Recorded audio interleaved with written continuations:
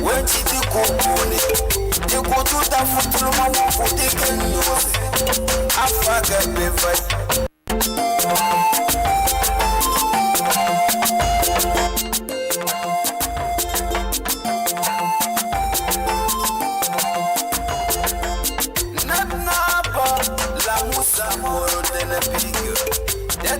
Manita wali, you know that when she do coupon, you go to the foot to my one for taking news. I forget me fight. Mahero, you go no matter naba, Mahero naba.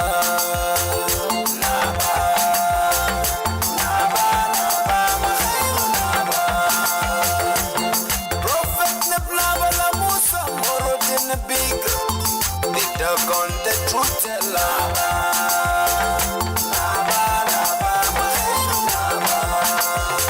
The prophet Nebnabala Musa more than a big. The chosen one, the Messiah.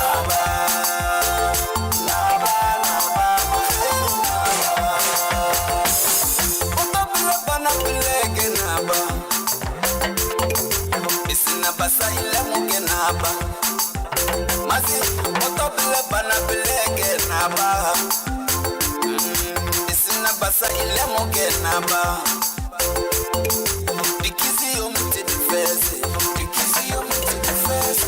Amerite biya no ifese, Amerite biya no ifese. Anye kizi yomte nyamfese, dikizi yomte difese. Anya dile maheru shinye fese, Amerite biya no inala hotela, inane bao.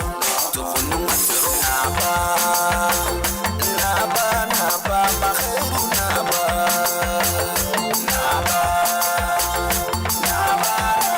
Mahero naba. Prophet Nebnaba la Musa, more than a big. Big dog on the truth teller. Mahero naba. The prophet Nebnaba la Musa, more than a big.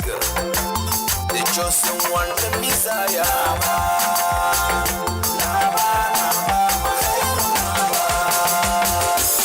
He is the chosen one and the Messiah.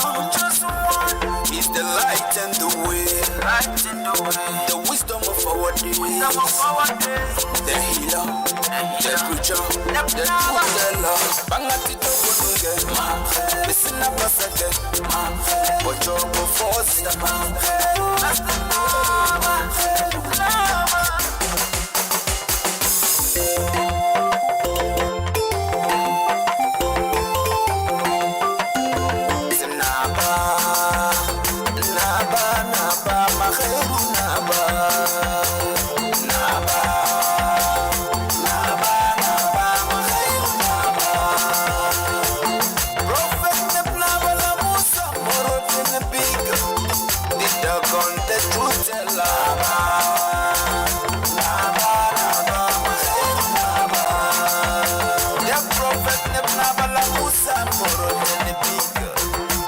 The chosen one, the Messiah.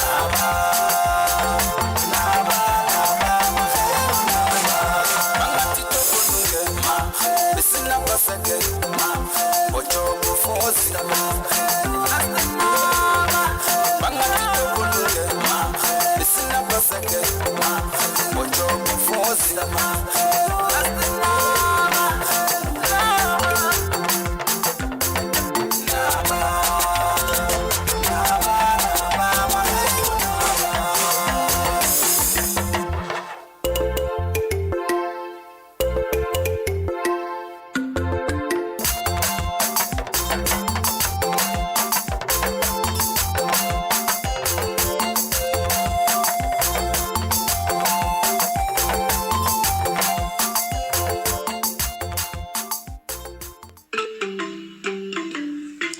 Sponsor a child from the Dogon villages today.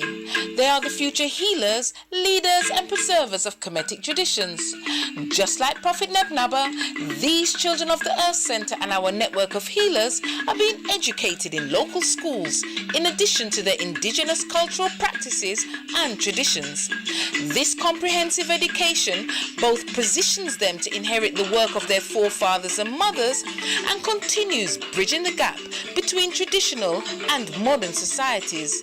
So go ahead, support, find out more about our campaigns and donate by going to www.theearthcenter.org. Thank you.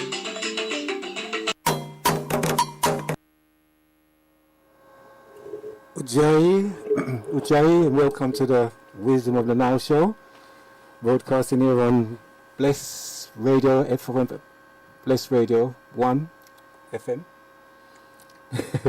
And my name is Naifsa Nesivik, alongside Ujjayi Kasati Hekama in the house. well, and now first we would like to acknowledge the divine world for creating the existence. And we also want to kind of acknowledge the ancestors who's given they are the gateways between this dimension and that dimension. So we honor our ancestors. We also want to acknowledge and Master Nebnaba Lemusumor and Denibig. And he was the one that actually sought permission from the elders and the kingship. And, you know, he recognized really right that there's a big gap between the traditional ways and the Western world, and so, you know, as I said, he sought permission and got permission really right to carry the knowledge here to us in the West, and it's well necessary because even our topic tonight basically is related around the reason why he had to bring that knowledge here to us really. You know, that makes it so potent really, because right now we're going through some serious times really, the way that humanity is. So yeah, we just want to acknowledge Master Neba for bringing us this knowledge, profound knowledge here in the West. It is so necessary. Do you want to add anything on to? Yeah, yeah. So, yeah, because tonight's show really is going to be basically around how racism was used really to divide humanity. And as I was saying, Master Naba recognized really right that there was a need really right to try to bridge that gap. And henceforth, really, as I said, he brought this knowledge to us here. And so we're going to be trying to be focusing a little bit like on the future, which is going to be around our children, that kind of thing, looking into racism. So we want to read you a chapter or an extract from the podium. Yes, so I'm going to read an extract from the philosophy podium written by Master Nabala Samora Denebig. This chapter is entitled Cultural Tragedies. I'm just going to read 2 paragraphs to begin the show. So during recent decades, the relation between Africa and the other continents has remained unidirectional. Everything happens to satisfy the will of the white man. He wanted to enslave us, so we ended up on his slave ships. The motherland has been reduced to a mere reserve of minerals and wildlife, denying us all aspects of our identity. All the countries of Europe and America are ready to accept the black person only under one condition: if he agrees to be defined by other people. All this raises a question that many of us will find naive. Why so much hatred against us? The whole of humanity should wake up from this madness and vicious hatred against blacks. One does not destroy a culture that built pyramids. One does not destroy a culture that calculated pi and phi when the rest of the world lay asleep in a primitive stage.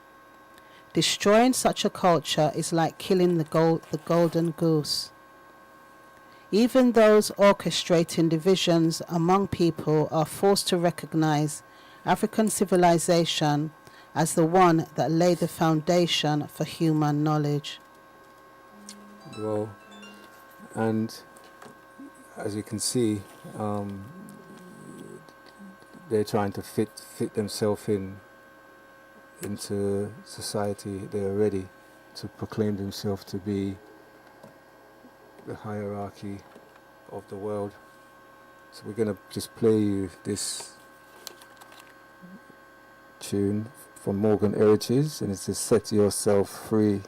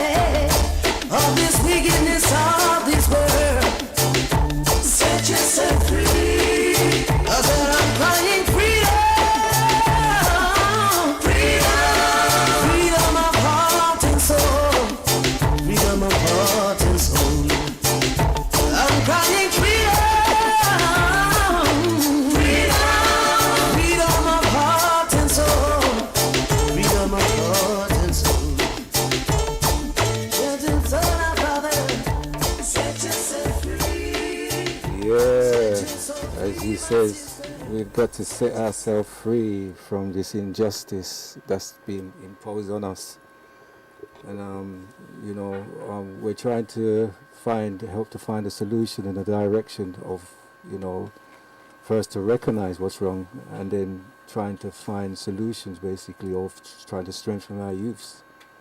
So my sister Kasati is going to be taking us through this.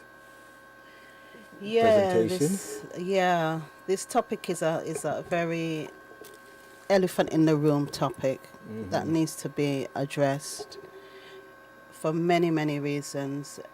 At this moment, the world is being plagued by this so-called pandemic and the virus. But racism is a virus that has been plaguing the world for far too long. And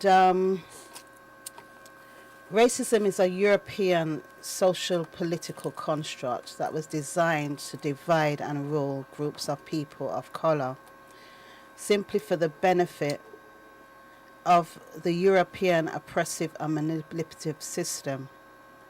According to Wikipedia, racism is the belief that groups of humans can be divided based on the superiority of one race over another, where prejudice, discrimination, and antagonism is directed against people because they are of a different race or ethnicity. Race is a grouping of humans based on shared physical or social qualities. Race does not have an inherent physical or biological meaning and has no taxonomic significance, i.e. classification, because all living humans belong to the same subspecies, the Homo sapiens. United Nations Convention concludes that superiority based on racial differentiation is scientifically false, morally condemnable, socially unjust, and dangerous, and has no justification anywhere in the world. So that's directly from Wikipedia. So after the unprovoked and senseless racist attack and murder of an 18-year-old in London by the name of Stephen Lawrence, a black youth, in 1993, there was a government investigation that was carried out only due to his mother's fighting for justice for her son, because the killers had been let loose, so to speak. It took her more than 4 years for them to recognize her plight and the injustice of the murder of her son. So they issued an inquiry, and in that inquiry a report was written entitled the Macpherson Report. And that report concluded that the British government and its system, i.e. the police force, was institutionally racist. And this is a system that, as I said, has gone around the world raging this war against humanity, a humanity that just does not look like them. And one of the main reasons why I wanted to bring this topic is for the sake of the youth. How long are we really going to sit back and watch this world disintegrate, degenerate by a mere percentage of the population of humanity? So I'd like to hear what the youth have to say about their experience of living in the UK.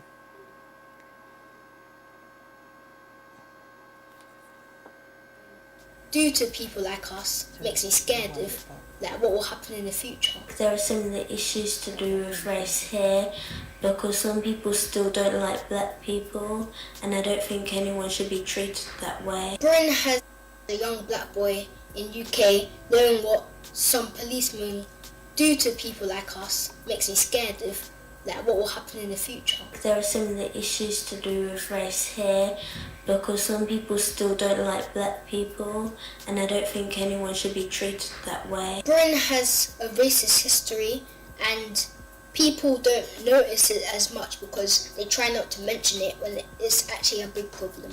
It's really bad because they're all just swept under the rug, so everyone just pretends there's no racism here when there definitely is. Someone said that I was too black. A boy made a racist joke, but since I was the only black one, it kind of felt like it was aimed at me. I got accused of stealing.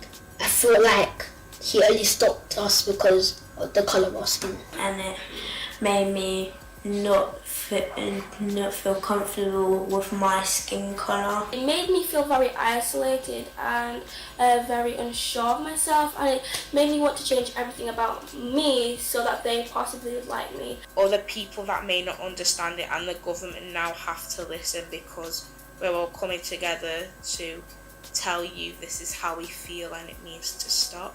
Just because our skin is different doesn't mean we're not humans. We're not aliens.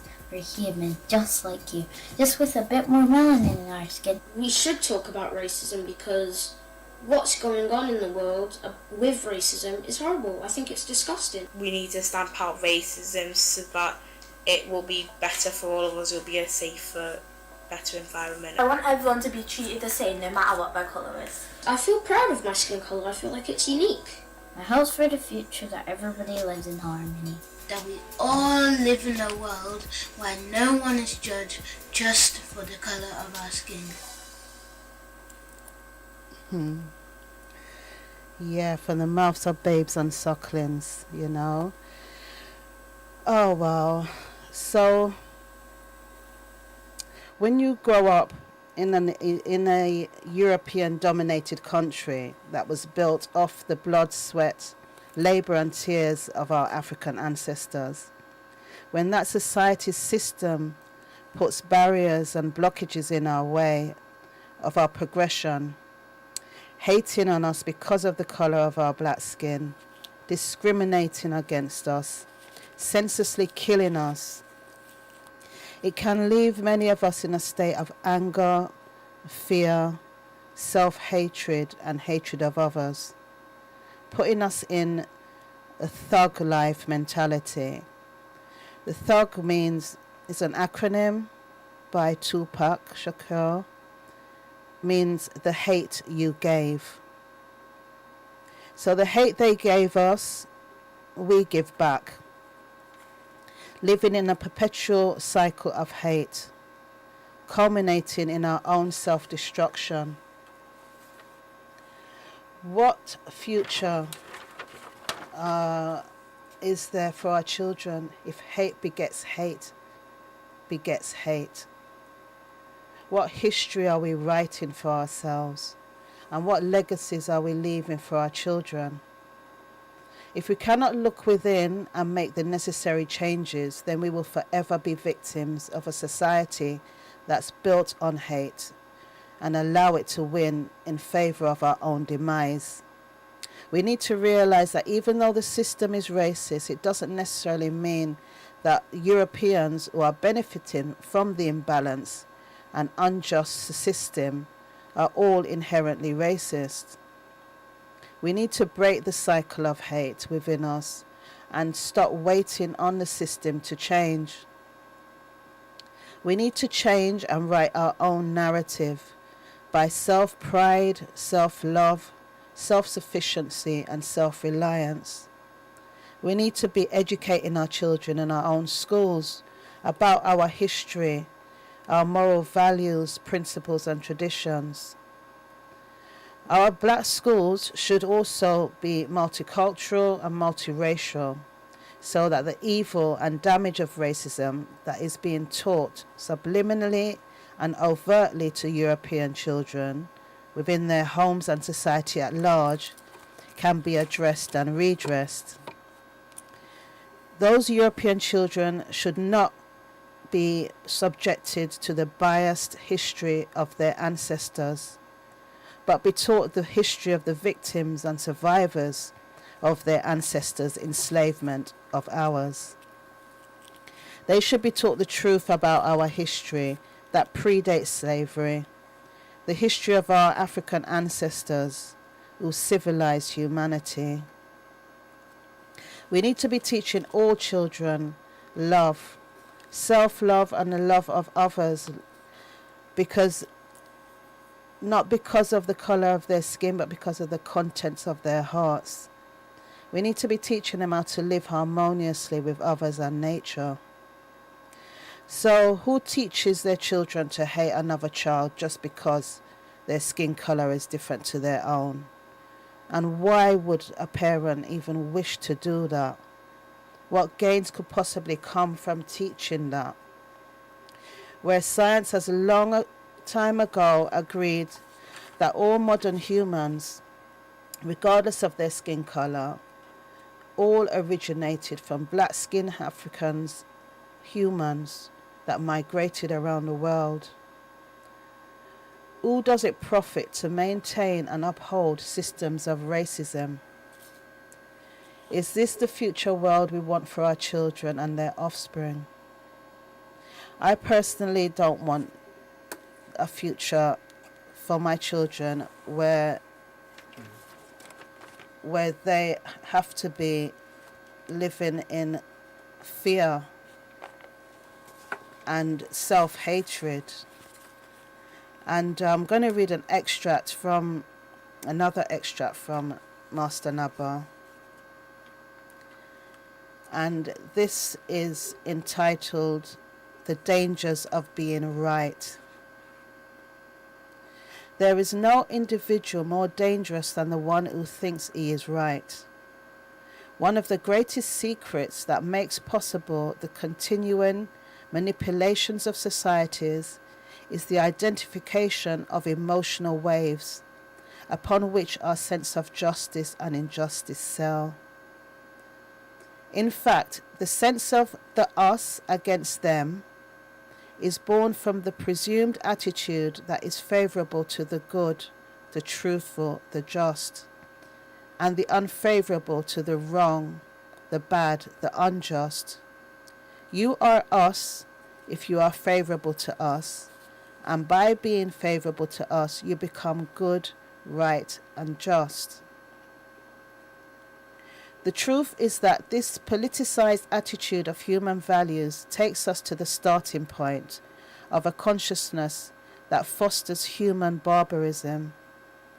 Human values become corrupted by the social ideologies of political leaders, and there are no more signs that can continue to perpetuate the illusion that our species is superior to the other species. We are now becoming maybe even worse than the other animals, because the other species appear to be much more stable in their attitude towards nature and towards each other. Barbarism is the attitude of an individual or people who tend to place themselves above the qualities that are recognized as humans. We have a tendency to think that people who are capable of building skyscrapers, cars, and planes cannot be savage. But this is untrue. Absolutely untrue.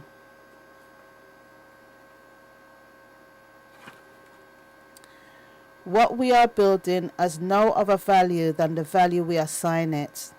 As a bird admires its nest, as a bee marvels at the way it makes honey, as a plant glorifies the beauty of the aroma from its flowers, as a termite glorifies the ingeniousness behind the holes it makes in wood. What we construct does not reflect our quality. It stays within the borders of our animalistic abilities.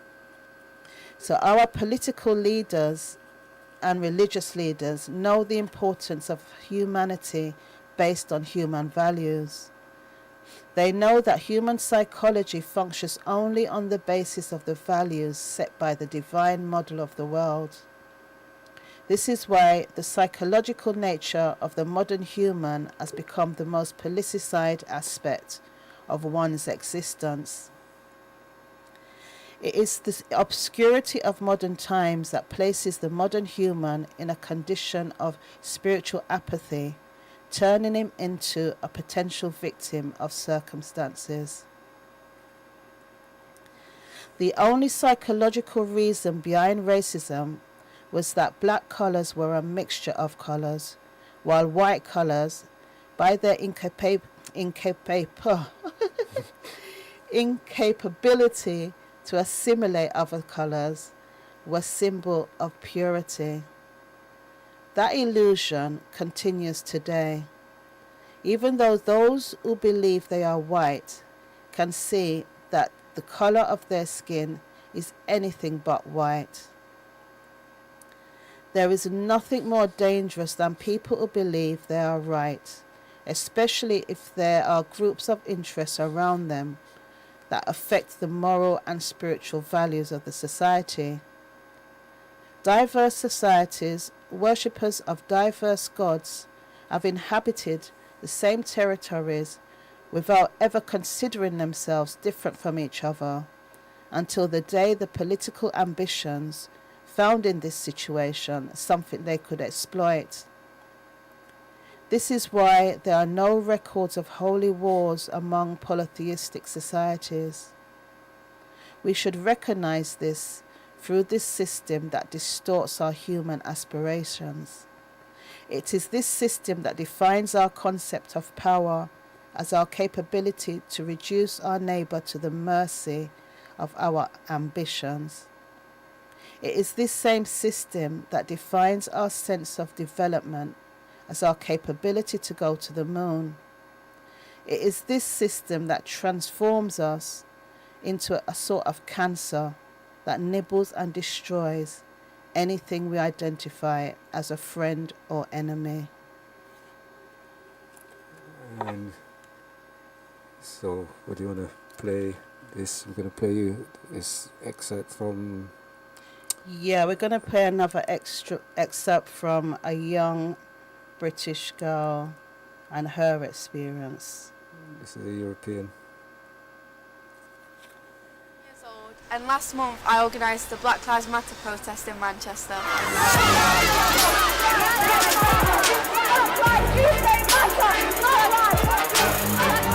I might not be black, but I still care about what is happening to black people in 2020. I've faced a lot of racism growing up. I am different, my skin colour is different, but that shouldn't mean that I'm treated differently. Just like black people, why should they suffer in silence? After watching the video of George Floyd's death, I was deeply angered. I set out to do something. I created an Instagram page thinking I'd get maybe 20, 15 followers, and from there I made a poster, social distancing protest, and I advertised it. I asked my friends to share it, I asked my family to share it, and from there it all began. I thought 15 people would show up to my protest, but when I got to Piccadilly Gardens, 15,000 people showed up. I was shocked. As the, organiser, I tried to implement social distancing rules, but the thing is, there is no wrong time to fight for racial discrimination. There is no wrong time to fight for racism. My dad always told me to fight for what I believe in, which is why I organised this protest. Next for Hiba, I don't know. I think now I want to change to politics A-level. I want to fight for justice, and I won't stop until justice is served and there is a change in society. I organised this protest in just under a week, and it just goes to show what people like me, young people, can do.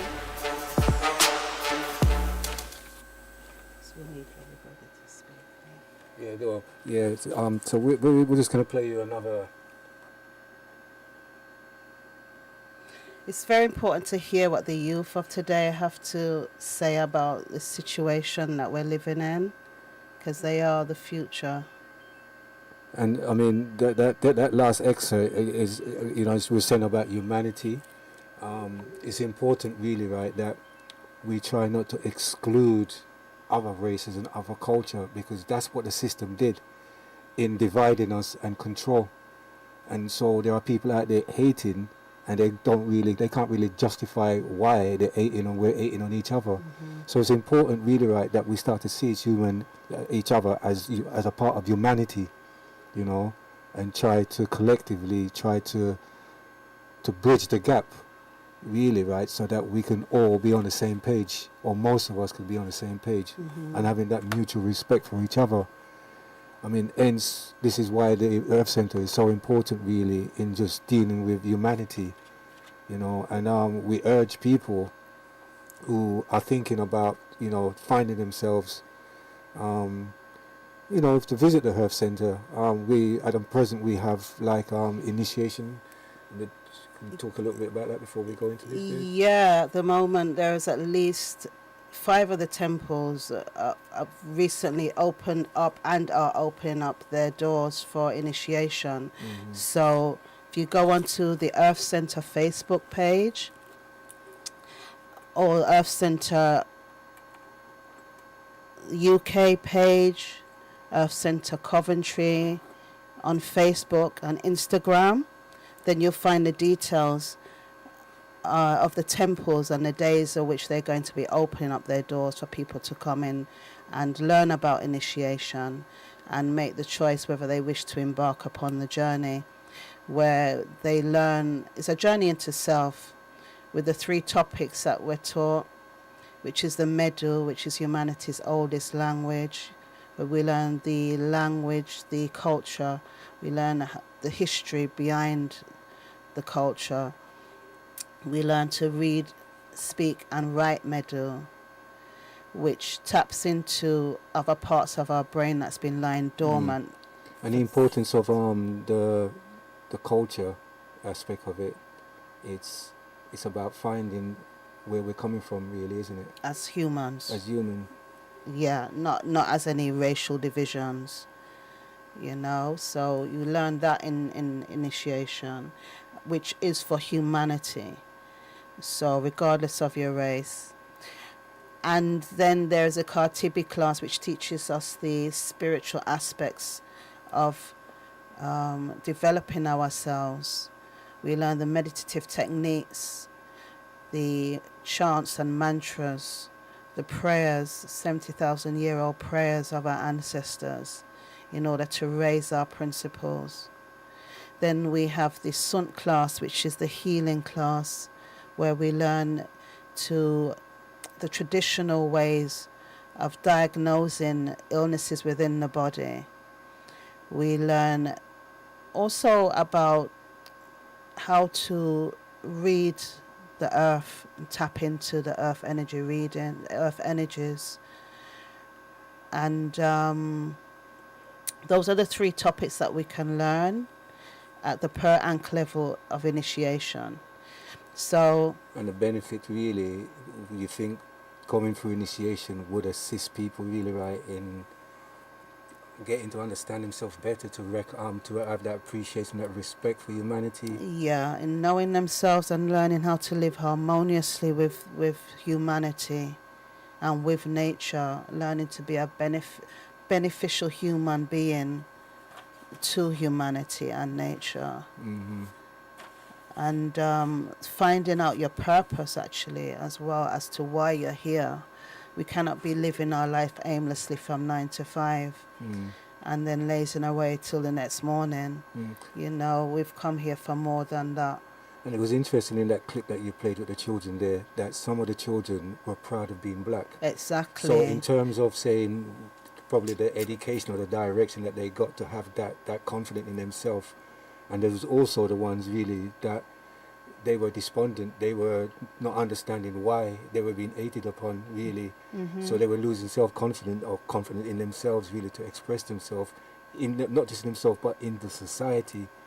Now the destruction is, if these young children from that age is feeling that way, and the majority of them probably had a negative connotation as to what they see society is for them, they've been broken before they even start off in life, really, haven't they? Absolutely. It's very good to hear them at that young age saying that they're proud about themselves, when if you turn on the TV, there's enough things in the media to make them not feel proud about themselves as black children. So there are supplementary schools in the UK, black supplementary schools, where children are taught their history because it's not taught in the mainstream schools. So those are the type of children who within their homes and going to supplementary schools will have that self-pride. But those who are just being conditioned by the system and being exposed to the propaganda machine, they will have that self-hatred, that insecurity, hating their skin color, their hair, the way their families speak, everything about their culture. So it's very important, regardless of who you are, to feel secure in who you are and confident. Regardless of who you are. I mean, that is really, really important, really, because I mean, you can see the institutions out there that society has set up, prisons, the statistics like on things like that, really like stop and search, even from a young age. They're experiencing those kind of conditions already. The other day I heard a 5-year-old was arrested and put in handcuff. Yeah, and the mother is taking the police them to it's making a charge against him.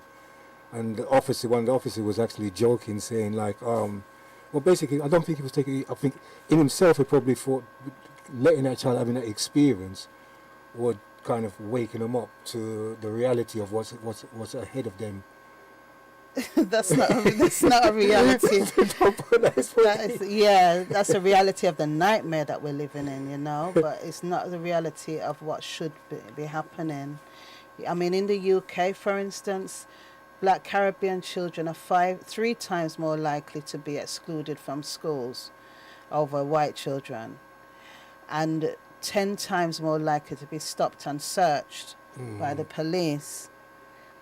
And then 50% of the UK prison population is black or of an ethnic minority, and whereas black people only make up 14% of the UK population. And I know it's very, very similar in America.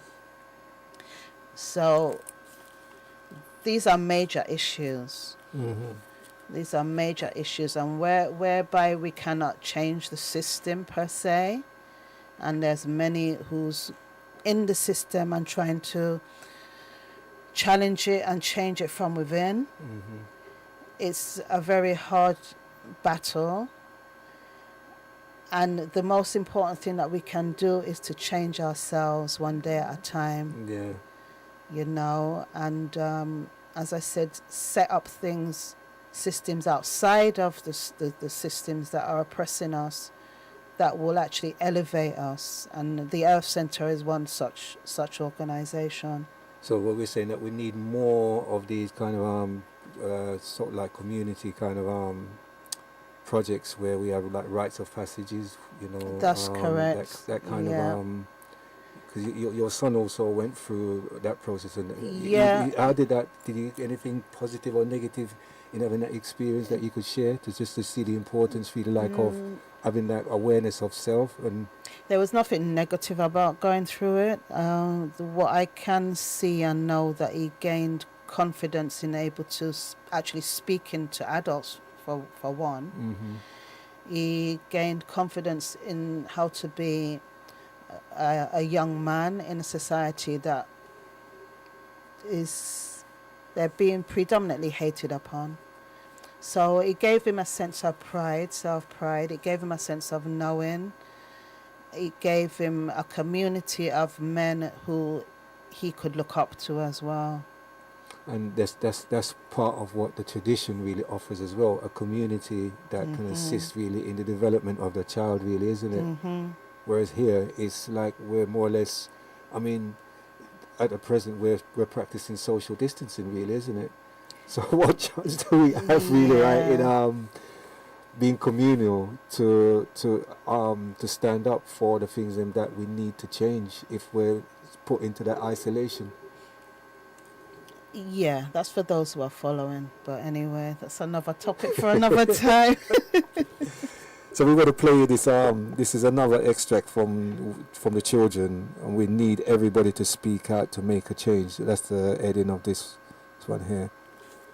People in America have said that when they're growing up, they often have a talk with their parents or older family members about what to do if you are stopped by the police. What types of things have you been taught to do? Don't make any sudden movements because they might think that you're like reaching for a gun or something. And just like to be totally complicit with them. But that's the thing that like really got to me about the recent killings, is that They were doing everything the cops asked them to and being totally respectful, but they were still killed for no reason. Having to have these types of conversations, it's not fair. it's not, but I think that it's really important that all black kids, or at least in America, should have these kinds of conversations, because it's the reality of the world that we live in. One time when I was like 8, I think, I was attacked by a kid who threw a rock at my head, and then I screamed at him, so he started crying. But then the people who were running the place grabbed me and started yelling at me, telling me I did something to him and things like that. I've also been called the N-word on multiple occasions. I was in kindergarten and kids would ask me why my skin was so dark. I remember coming home and asking my mom the same question because I didn't understand. What can people do to help to make things more equal? You can spread awareness, you can go to protests, sign petitions. I think informing people and telling them this is a real issue that people are trying to fight every day, and to fix the law system and make them more fair for people of color. If things don't change, how do you see your life going as a young black person in America? I will continue to fight until I see change. You cannot put a price on a human life, and if people continue to die for no reason, I will continue to fight until that changes. Everybody has a voice. You can make a difference, and we need everybody to speak out to make a change.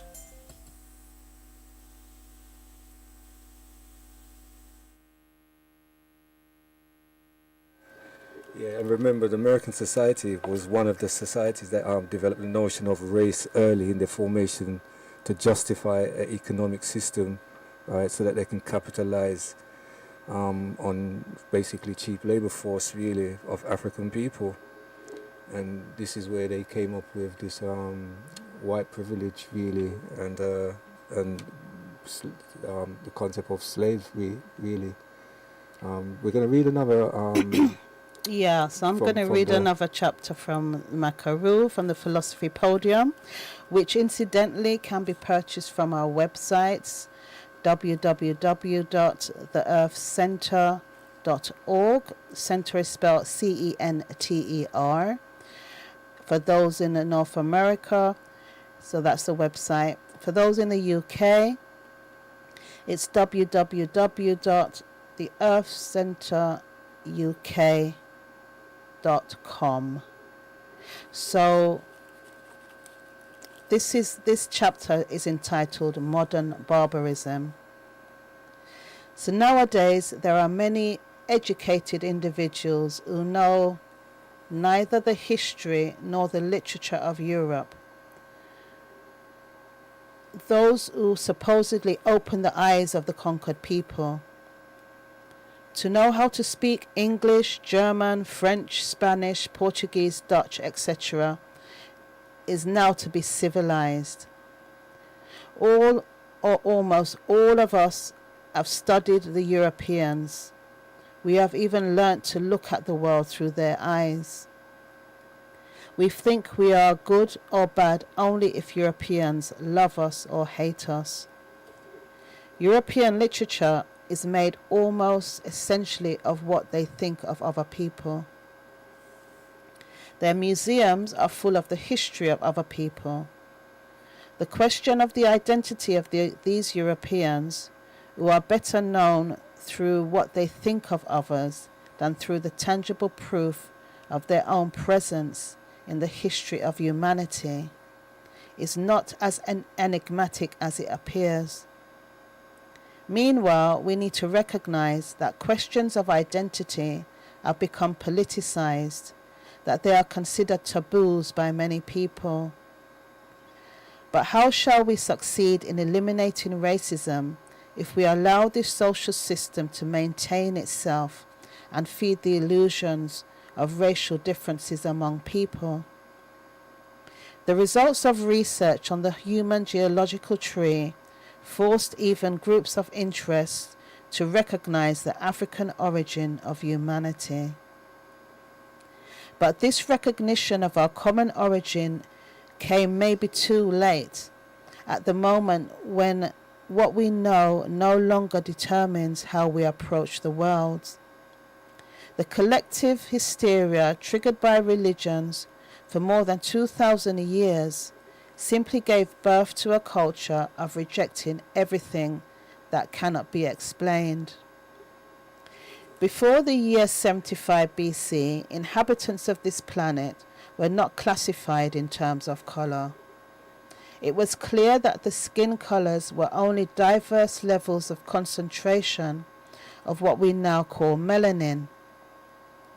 Study of the religions of the temples in the Nile Valley revealed to the conqueror that the white color was considered a symbol of absence of color, purity, innocence, etc. Romans then decided to be called white, and this simple decision triggered the process of disassociation, making those who were not born in Rome blacks. Later on, proceeding from the principle that the religion of the Nile Valley considered Western territories the blessed places where souls go, that's the Imentet, the Roman kingdom decided that the kingdom be called West, despite the fact that it was situated in the actual north of the Nile Valley. The white man, inverted commas, is born, and he comes from the inverted commas West. For a very long time this made the whole world laugh, until the day when people with lighter skin and thinner noses started identifying themselves with the white color, saying that their culture comes from the West. And now that politics has created a new category of humans, we see that two antagonist fields needed for a fighting spirit was set. From then on, the system brought to the world the principle of us against them. Every individual will be educated into identifying himself with one group instead of the other. An intelligent way of deflecting our attention away from the destiny towards which the system is taking all of us.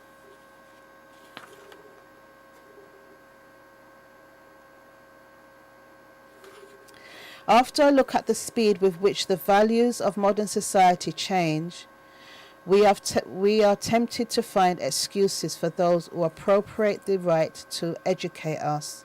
But we cannot find any better excuse than the one that says that our modern system has not completed discovering the world it wants to control. In that case, why do we want to teach people if we don't yet know what we are talking about?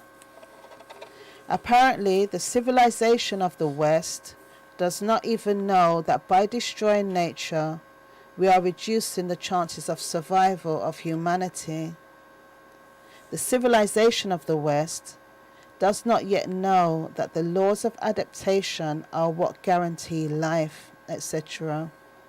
It is simply unjust to force the other inhabitants of this earth to fall victim to the lack of experience and the lack of wisdom of the civilization of the West.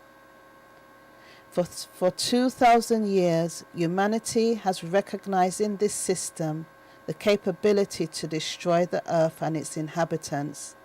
Now we recognize in the white man, whose civilization comes from the West, while his territories are in the north, a mastery of the art of destruction.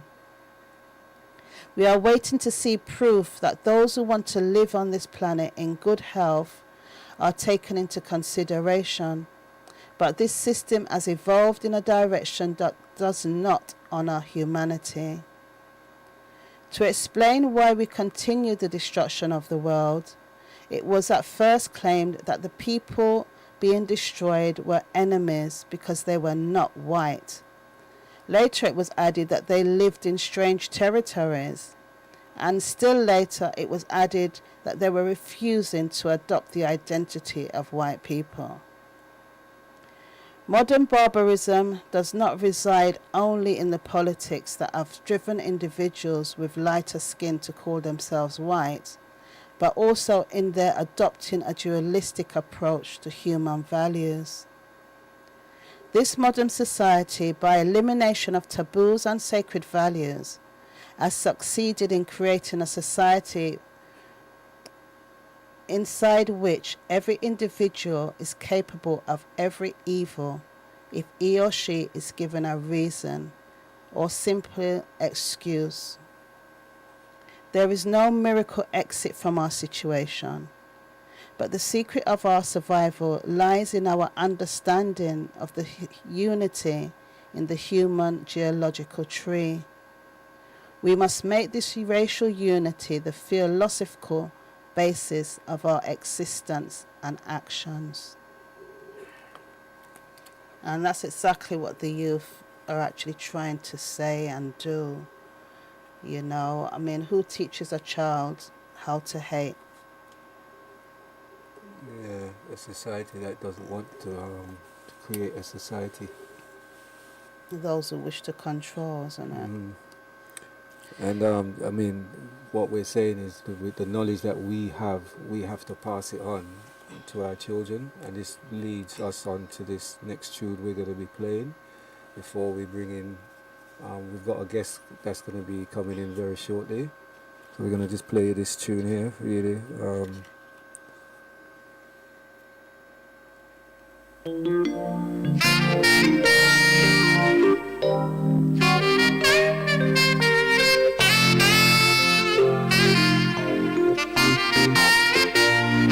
What your hands do, it's your own eyes have seen. So won't you judge your actions to make sure the results are clean? It's your own conscience that is gonna remind you that it's your heart and nobody else's that he's gonna judge. He's not selfish in your doing. Pass it on,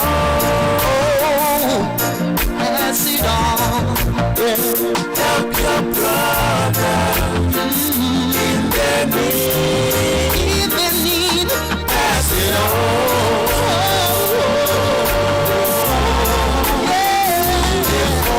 Live for yourself. You will live in vain. You will live in vain. Live for others. Live for others. You will live again. Yeah. In the kingdom of Jah, man shall reign. Man shall reign. Pass it on. Pass it on. Yeah. Pass it on. Yeah. Pass it on. Pass it on. What's in the darkness, yeah, must be revealed to light. We're not here to judge what's good from bad, but to do the things that are right. On a hot sunny day, under the shadows for rescue.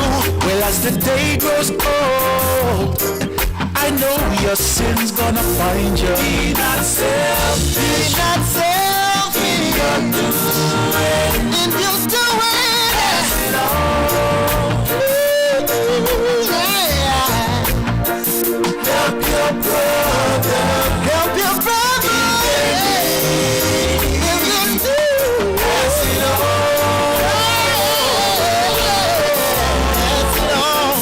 Live for yourself. You will live in vain. Live for others. You will live again. You will live again. The kingdom of Jah, none shall reign. None shall reign. Pass it on. Pass it on. Pass it on. Pass it on. Pass it on. Pass it on.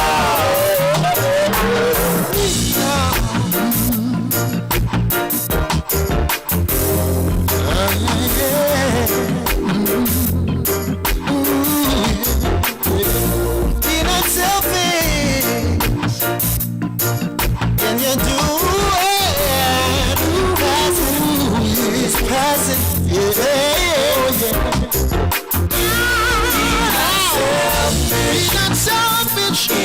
Be not selfish, be not selfish in your doing. Pass it on.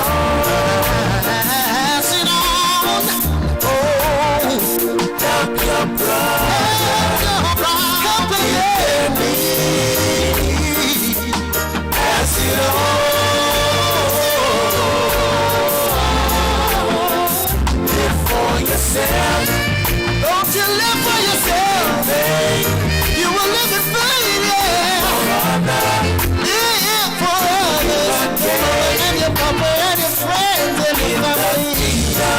God shall reign. Pass it on.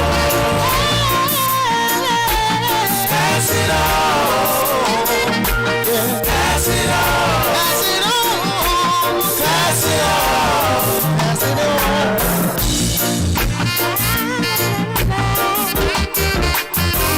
Oh, yeah.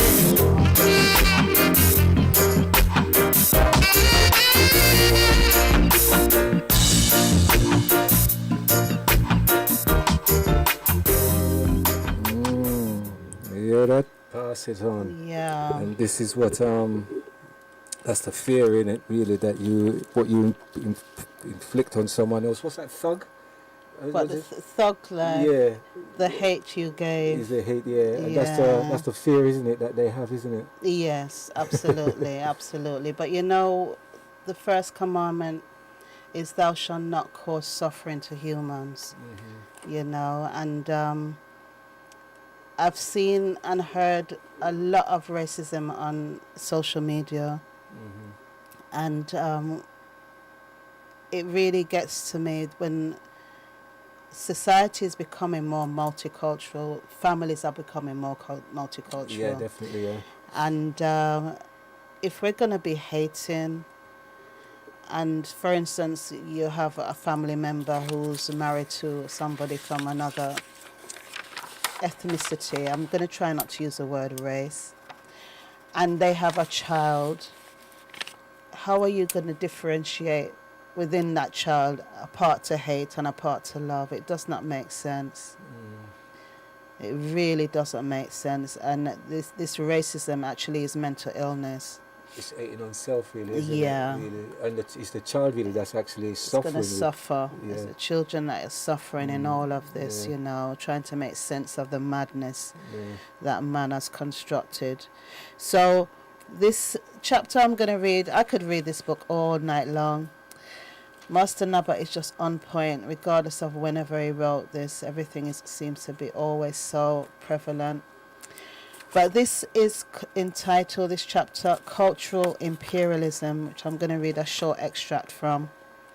Peace, as we say in Tamari, Africa, is not a word but a behavior. In the passages that follow, I assume that the reader is an intelligent and honest person, a person capable of criticism and self-criticism, a reader seriously concerned about the problems or even calamities affecting this world. The world, as defined by the contemporary education system, the schools, universities, the media, propaganda, politics, etc., does not have much to do with the reality that is hidden from us.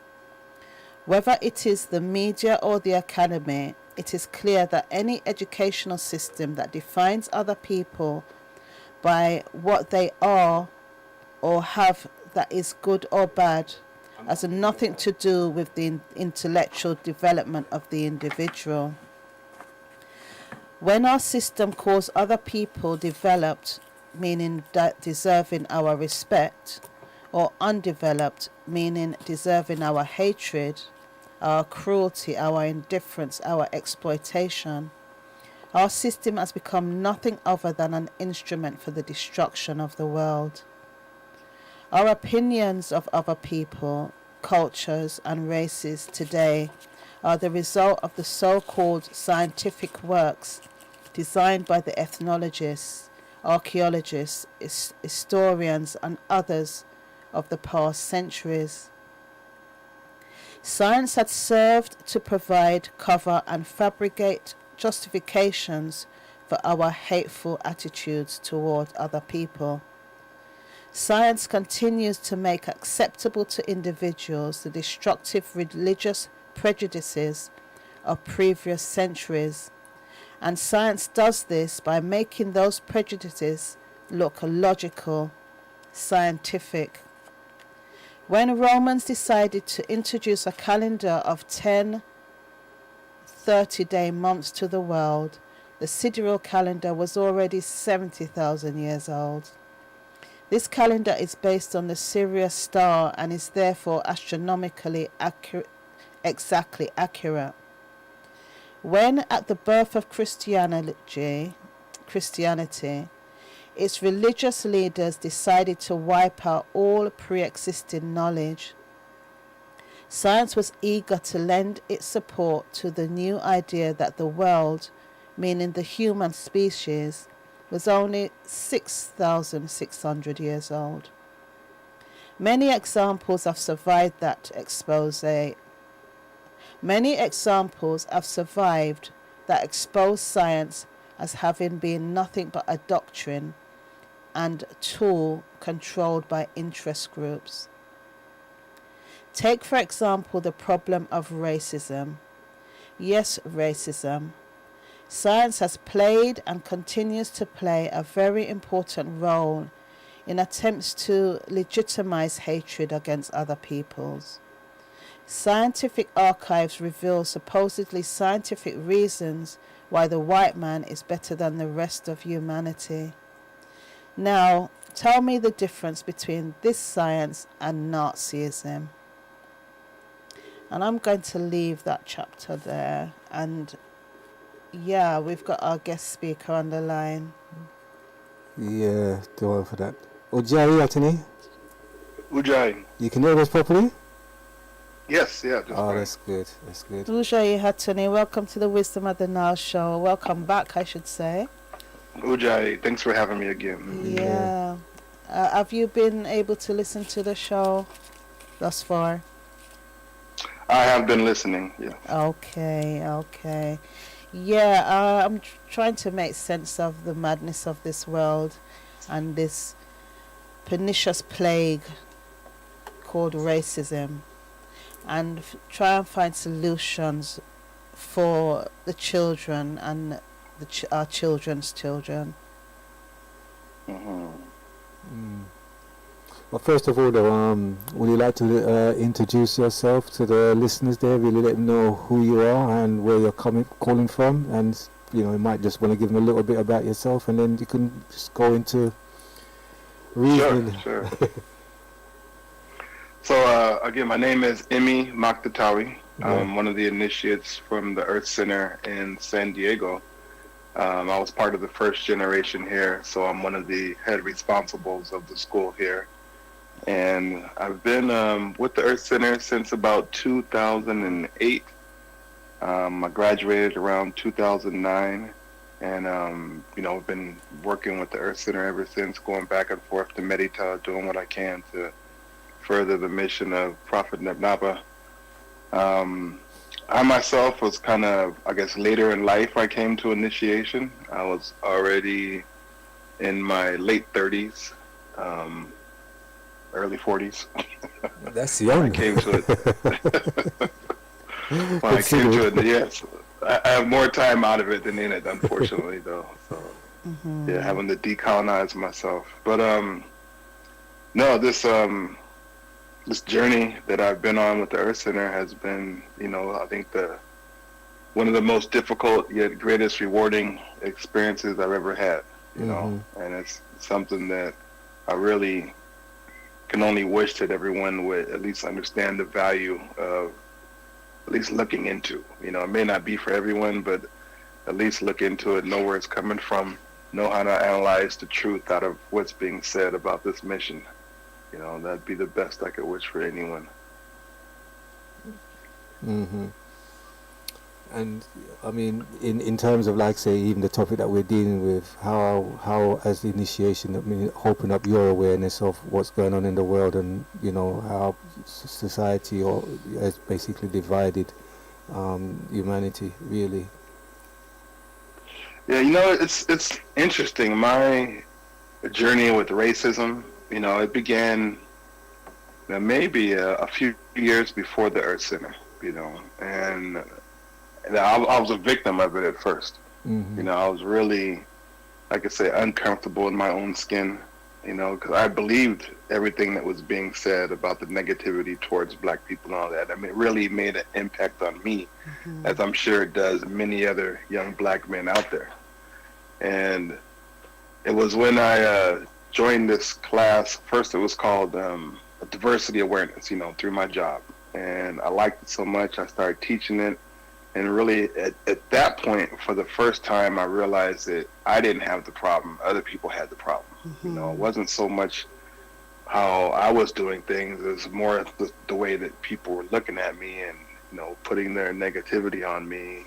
And you know, I can think of many instances, you know, growing up here where I'm followed around stores, you know, like I'm a thief. And I'm just here shopping, you know. And so, but that weighs on your mind. And so the diversity training first got me to like be comfortable with who I am, you know. So that was a big first step. I needed to have that first before I could get exposed to the Earth Center for me. Because once I found out, you know, the information in the Earth Center, not only was I, you know, comfortable with who I am, I was very proud of who I was, proud of my history and what my ancestors accomplished. And so that gave me a strength that I wouldn't have had any other place, you know, a strong foundation from which I could, you know, do anything I wanted to do, you know, within the guidelines of our ancestors. So I think that two-step process for me, you know, with the racial awareness, first, you know, just that I wasn't, you know, a bad person because I was black, and then second, oh, I'm a great person because I'm black, you know.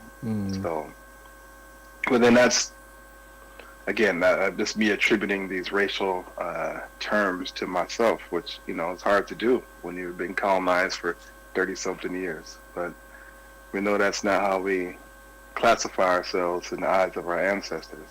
So, but it is difficult to get away from. So, yeah, so my experience with the divisive part of racism has been, you know, prominent throughout my life, you know. Like I can remember my early experiences of, actually my first experience with racism, I'll never forget it. I was in Gary, Indiana, and I walked up to a bunch of kids who were playing G.I. Joes. You know, I was probably about 9, 10 years old. So I was like, oh yeah, you know, I forget a bunch of kids. You know, I had a couple G.I. Joes. I'm gonna sit down, we'll all play together. And I remember this kid grabbed this G.I. Joe silver space uniform and just slapped it right in the eye, in my eye. And I was like, get out of here, nigga. Pow! Right in my eye. And so my eye closed up, started, you know, tearing up. I started crying, I ran, I couldn't even see. And lo and behold, I ran right into my older brother and his group of friends. And I told them what happened, and they went and took care of business after that. But I was devastated. Like, that was the first time that, wow, like I didn't know that such a thing existed, you know? I mean, it literally hit me in the eye. So it's what you get exposed to in it, because I mean, if children are left, right, without the influence of society and like the negative influence that they're going to have, they will grow together in harmony, really. So something out there is actually is feeding them with this negativity, really. Because I mean, you're talking about 8, 9 years old, you're saying? Yeah. So where is that coming from those children? Where are they getting that from? Yeah, I mean, I had to come, you know, from their parents. I mean, now that I've grown up and I know Gary, Indiana was a very racist place, I just wasn't aware of that. You know, I was a Air Force brat, so I'd moved there with my family, and, you know, I really had no awareness of how the world worked or anything.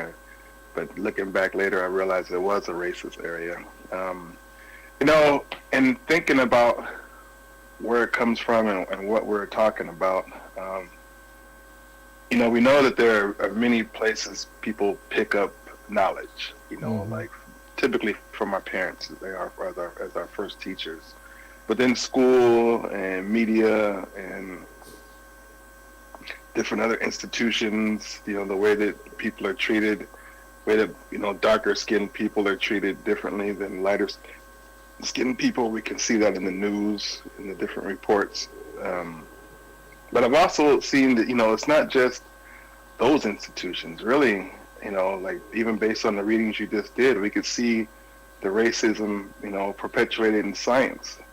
You know, the racism perpetuated in religion, and then racism being, you know, another tool that is used to perpetuate this divisive dogma. And so, like, it's almost like for those that do have, you know, some kind of sense of spirit or religion, but, you know, and they don't know exactly how to direct it towards the origin, then you have religion that comes and provides that divisive racist agenda.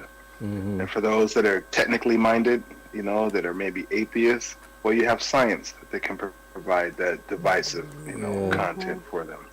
And then the everyday person that's, you know, not maybe a little bit scientific, a little bit, you know, religious, well, then you just got general, you know, racism and white supremacy to fill that gap. So it's almost like this modern system is really geared to divide.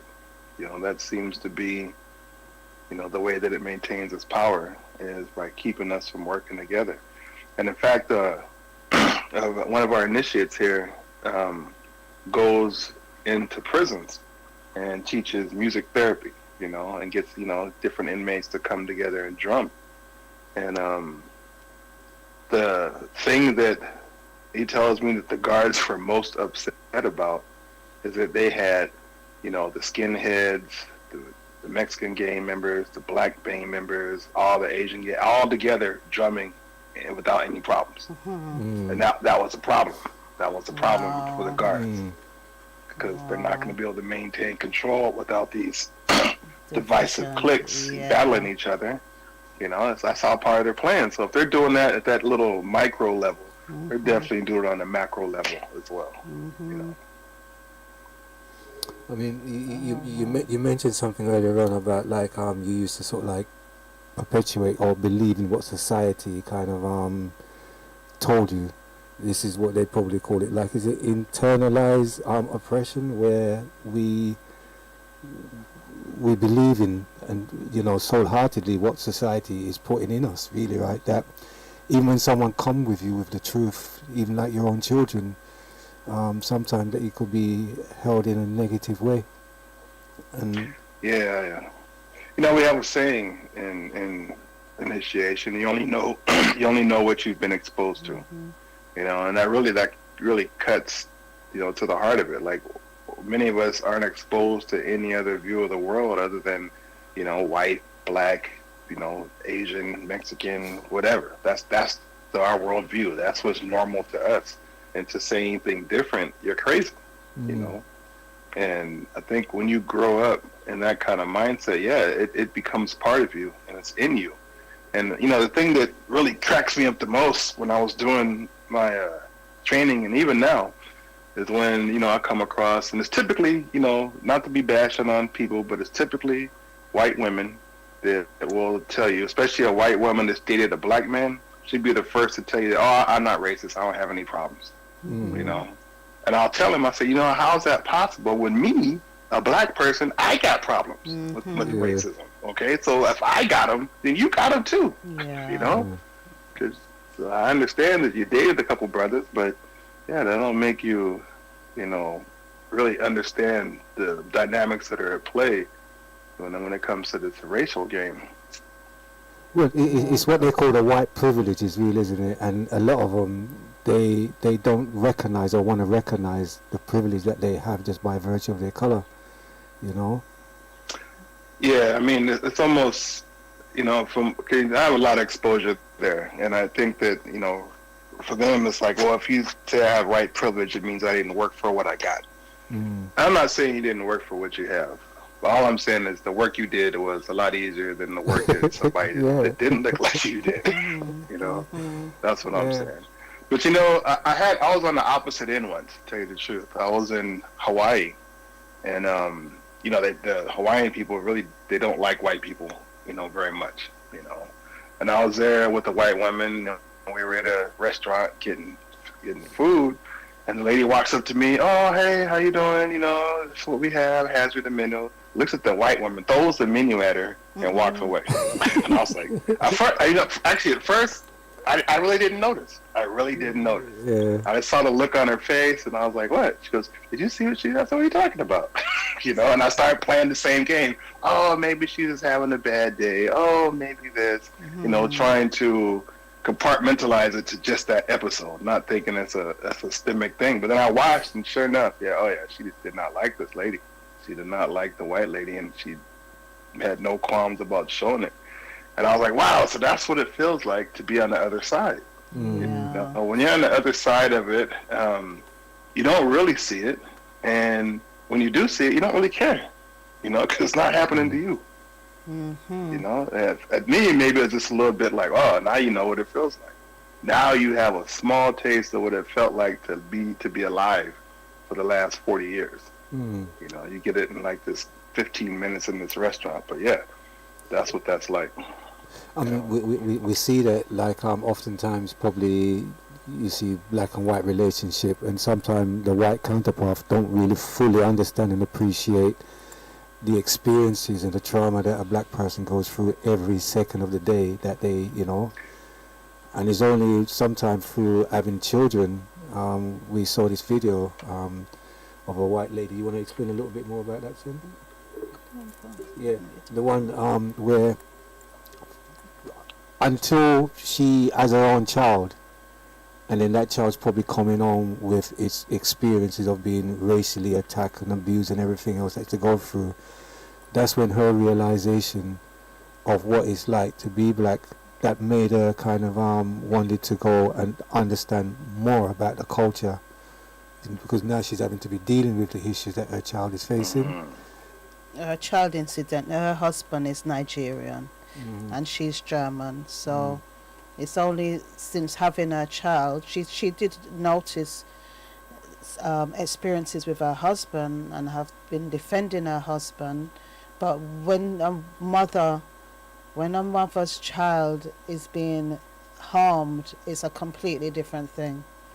So it's only upon that stage where her child started to experience the realities of being a mixed race child in Germany that she started to look at white privilege, started to look at racism within Germany, within the world, and she has done a lot of work on herself in learning from a different perspective of a people's experience, and she's now actually teaching other white people how not to hate.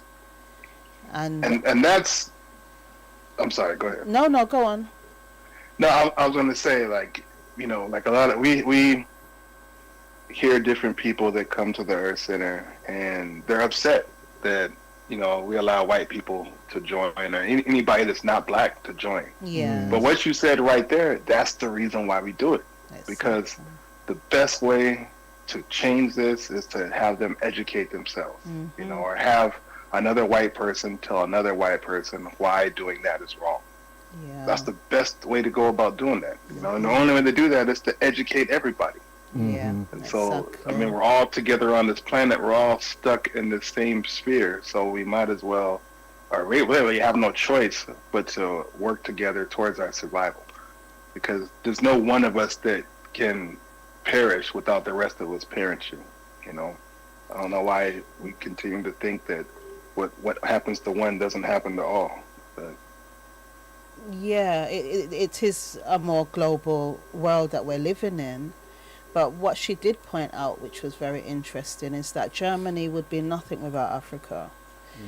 All the raw materials that Germany takes to produce these high quality products that they do actually comes from Africa. It comes from other countries that Germans or Europeans would hate, the individuals from those countries, but yet still getting products that's made in Germany, that's got stamped made in Germany on it, where the raw materials actually comes from probably exploiting other people of color in their homeland. So this is, how do we actually break this cycle?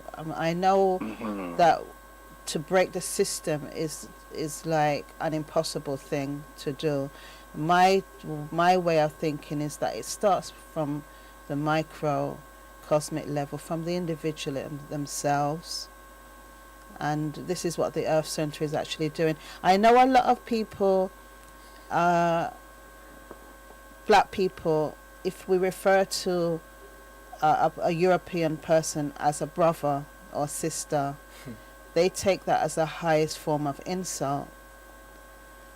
What do you say about that, Hatani, rather than me go further in that? Who's insulted by that? Let me just make sure I understand. There are a lot of black people who are still on this, who are still hurting. Yeah, they hurt. They're still in pain and trauma of the racism that's been inflicted upon them throughout their lives. So when they will see somebody who calls a European person brother or sister, they think that that black person is brainwashed or selling out, or even selling out. Yeah. Whereas if you're looking at it from a higher level of higher principles, then we're all brothers and sisters. Yeah. But anyway, I'll let you go on. Well, that way of thinking is not as prevalent in San Diego.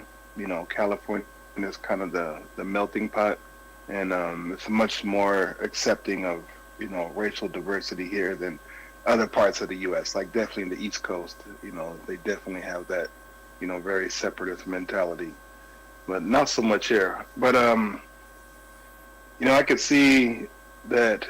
But don't get me wrong, it does exist here. Yes, it's not as widespread, but it does exist here.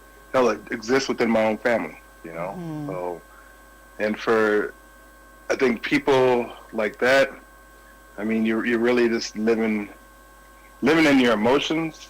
And what I always tell people is, you know, like, you don't even know this person, okay? You have no contact with this person. So how can you possibly know that you don't like them, or even that you do like them? Like, what do you know about this person? Yeah. You know? And so we're so quick to just take what media says and take what we hear other people saying. And, you know, it's just, and I see this at work a lot too. And I tell you, and it really hurts me because we're so easily sabotaged at work. You know, all it takes is a white person or a non-black person to go up to you and say, hey, so-and-so said this about you. What? Well, that dirty, and now you just, and you have no idea if that's true or not. They just put you two together to keep you two fighting so that you don't, you know, rise up to be better than where you are. And I spend so much time like just debunking all those things. You know, like, why don't you pull this one in, pull that one on, let's talk. Did you say that? No. Well, why would so-and-so say that? I don't know. But, you know, you two don't need to argue over something that somebody else said. You know, and that's the part that bothers me, is that, you know, that the racism and the mistrust is so deep that it's even being used against us now, you know, so easily. Yeah, but it always has been used against us, and this is the problem, though, isn't it, really? This is the problem. So how do we, as people of color, because well, I'm going to say people of color because it's not just Africans that are being discriminated against. It's also Asians and Native Indian Americans. They're also discriminated against and caught up in this evil of racism. So my way of thinking that we cannot keep projecting back the hate that's given to us, because we're actually doing our own self detrimental harm, you know, on a spiritual level. And as I said, it's going to filter down to the children as well. So when is this going to stop? You know, I will say that I've noticed that this like bury your hand in the approach, you know, bury your head in the sand approach is also dangerous. Like, we can't ignore what happened. We can't pretend that racism doesn't exist and that there's no, that this one, you know, it'd be nice if it was that way, but it's not that way right now. And we can't ignore the things that have happened in the past. And I'll give you another example. I was at the beach, and there was this young black kid walked up to a group of white kids, and the white kid said, "Hey, nigga Chuck," and he just kind of grinned like, "Ha ha ha ha ha ha." And I'm like, man, no, they know what they're calling you, but you have no idea, because you don't know your history. And so they're all grinning, laughing, calling him nigga Chuck, and he has no idea that, dude, that's the biggest insult ever. Nigga's not cool like you think it is, It's an insult. And so I think it's important to keep that awareness of the history and how those words were developed over history and really the pain behind those words so that we can be properly educated, what that means. And when someone is saying that and doing that, you understand where they're coming from, just for your own protection. Now, as far as how we get out of that, like I said, the only way is through education, through education, through the children. And we have to battle against all the television shows that perpetuate this. I don't know if you sit down and watch TV with kids, there's a lot of kids in the San Diego EC. They always, they come over, they put on their little YouTube hedgehog shows and this and that. And I've had 4 daughters, and I've always watched what they've watched. And that's where they learn it from. Cartoons teach racism. It's right there. Yeah. There's a lot of subliminal in that, really. Yeah. Where, and parents, they don't see the subliminal in it. And they wonder why and how they, where these children are getting these things from.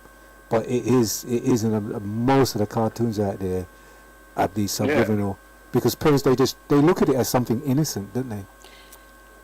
Yeah. Yeah, I but think the darker kids are always the evil kids, That's the one thing. The bad kids are always the dark hair or the dark eyes. The good ones are the lighter skins and the lighter hair. And even with the dogs, the bad dog is a dark dog. The good dog is a light dog. Just on and on and on. And so until we either disconnect from that or take control of that, so we're really giving the correct images to our children, I think it's just going to be a battle we're going to continue be behind when we fight, because by the time they're in school and they realize, what's going on, and we can, maybe get to them when they're in high school, it's already, 18 years of conditioning we're behind. So either we got to get to them earlier or just devise another strategy to remove them altogether, Well, this is it. Definitely having our own school systems. I mean, personally, the word nigger is not a derogatory word in the UK as it is in America, because it's a different type of history that we have compared to yourselves. And I've always told my children, well, if anyone calls you that, well, you're not that, so why would that bother you? It's about self-pride. So if they have pride in themselves and then an ignoramus is calling them a name such as that, it is a case of rising above it. But when it's in the music, though, being thrown at them, and these celebrities are actually using those vocabularies. Yeah, but in the music, in the music, it's not said it's not used derogatory in the music. They've actually turned it around and using it in inverted commas positive sense. So in the music, and actually, Hattini, you could just elaborate on that, because I'm not American and I know that's an Americanism. Yeah. So yes, if you could, please. I mean, like for me, I don't like really to hear it at all. Black person and white person doesn't really matter. Yeah, I don't think it gives a positive context to us. I do definitely support to not reacting to it. Like you don't want someone to be able to say a word to get you to put yourself in jail. So that's definitely, you have to rise above it. But I think in the U.S. that you really have, a couple different sides of the coin. You still have, the guys that use it in a, jovial kind of way. And you got the guys in the hoods that use that as they burn you and beat you and drag you behind their car. I mean, that's still being done today, still been done in this country. So I think the pain is very real, and it definitely depends on, who's saying it and the context it's being said in. But overall, I just, I tell them, I'd rather just not use that word, And I do, it slips out of me once in a while, because I'm just, you know, a lot of conditioning around that word here, like you said, Yeah, with the music yes, and yeah, everything. definitely. So, Yeah. you know, it slips out. You know, I'm not proud when it does. I definitely don't do it in front of my children. You know, but yeah, it's a very charged word here. Very charged. I mean, you never know how it's gonna go, no matter who you say it to. You know, if you're black or white, it all depends on, I think, our personal experience with it. You know, and some people have had a very painful experience with it, and it hurts when they hear it, and then other ones, you know, don't care either way. You know. Yeah, it's historical references, isn't it? Yeah. And I mean, we grew up with a little rhyme. What is it? Sticks and stones may break your bones, but words can never hurt you. And Is that true? no, I mean, as children we would say that as children, but as you grow older, you get to find out that actually words can be pretty hurtful. More than pain. You know. Physical. Isn't it? So it's about educating, re-educating self. I watched a video today. Yeah, I think that so much of it is due to education. You know, we can't get out enough and reach enough people. You know, we're devising all different kind of methods, you know, here to keep up with the modern times. But I know we could just really spend our lives doing that, and that would be, you know, a good use of your life, just trying to reach people and get them to think about the world differently. Yeah, well, as I said, to me, it starts from planting the seeds early within the children. Obviously, the governments should play at their part, but we know that they won't, because they're the ones that profiting and benefiting off this divisive system that they've created. So as individuals, neighbor to neighbor, especially as there's more mixed couples, more interracial relationships, and children being produced in those relationships, we cannot keep allowing this to perpetuate. No, yeah. No, what I would like to see, I mean, if the government were to get involved, I know that in some other countries, I think it's either Japan, I think it is, where the first 3 years of school, the kids spend learning social skills. Wow. You know, that's their primary thing, is learning how to treat each other, take care of their space, respect their elders, that kind of stuff. Greet each other. I mean, that's the first 3 years of their education. And that allows them that puts them in a better position to learn, you know, because they are more calm in class. There's less uncertainty in the classroom. And I think if we could adopt a measure like that, that'd probably go a long way to changing things here in the U.S., if that's really what they wanted to do, you know. But I think there's a lot of techniques that are used in different educational systems around the world that have been proven to be effective. You know, the question is, will that ever happen here in the U.S., you know, with our arrogance towards the educational system here? We already assume it's the best in the world, but yet we're producing people that shoot up schools, so I don't know how that's possible. But the American system is designed that way, though, isn't it, really, to perpetuate what it does. It's mental illness, isn't it, really? Yeah. Racism is a major form of mental illness, and those who actually perpetrate that, as well as the victims, there are many black people who are going through various stages of mental illness due to racism. Well, even the racists themselves are mentally ill. That's correct. You know? They are. So I know, as I said, in America it's so different than it is here. We do not have the amount of racial attacks that you guys have. And No, I was in Birmingham a while ago, and I was really surprised when I walked down, you know, the street to the market and saw all the different, you know, Indian food, Persian food, you name it. I mean, every kind of nationality of food right next door to each other. No problems. You know, there wasn't like a Persian district or a, you know, Mediterranean district. No, it was like right next door to, you know, the Polish shop was, you know, the Jewish bakery. And I was like, wow, it's pretty awesome to see. I don't see that maybe in New York, but I'm not in New York that often. You definitely don't see it in California like that. Okay, there's a lot of segregation, you mean? Yeah, and I don't know if it's not like the South where it's segregated, but like where I am, like you have Hispanic areas, and then you have Asian areas, Yeah. and then in between there you have a couple streets of black people here, black people there. Yeah.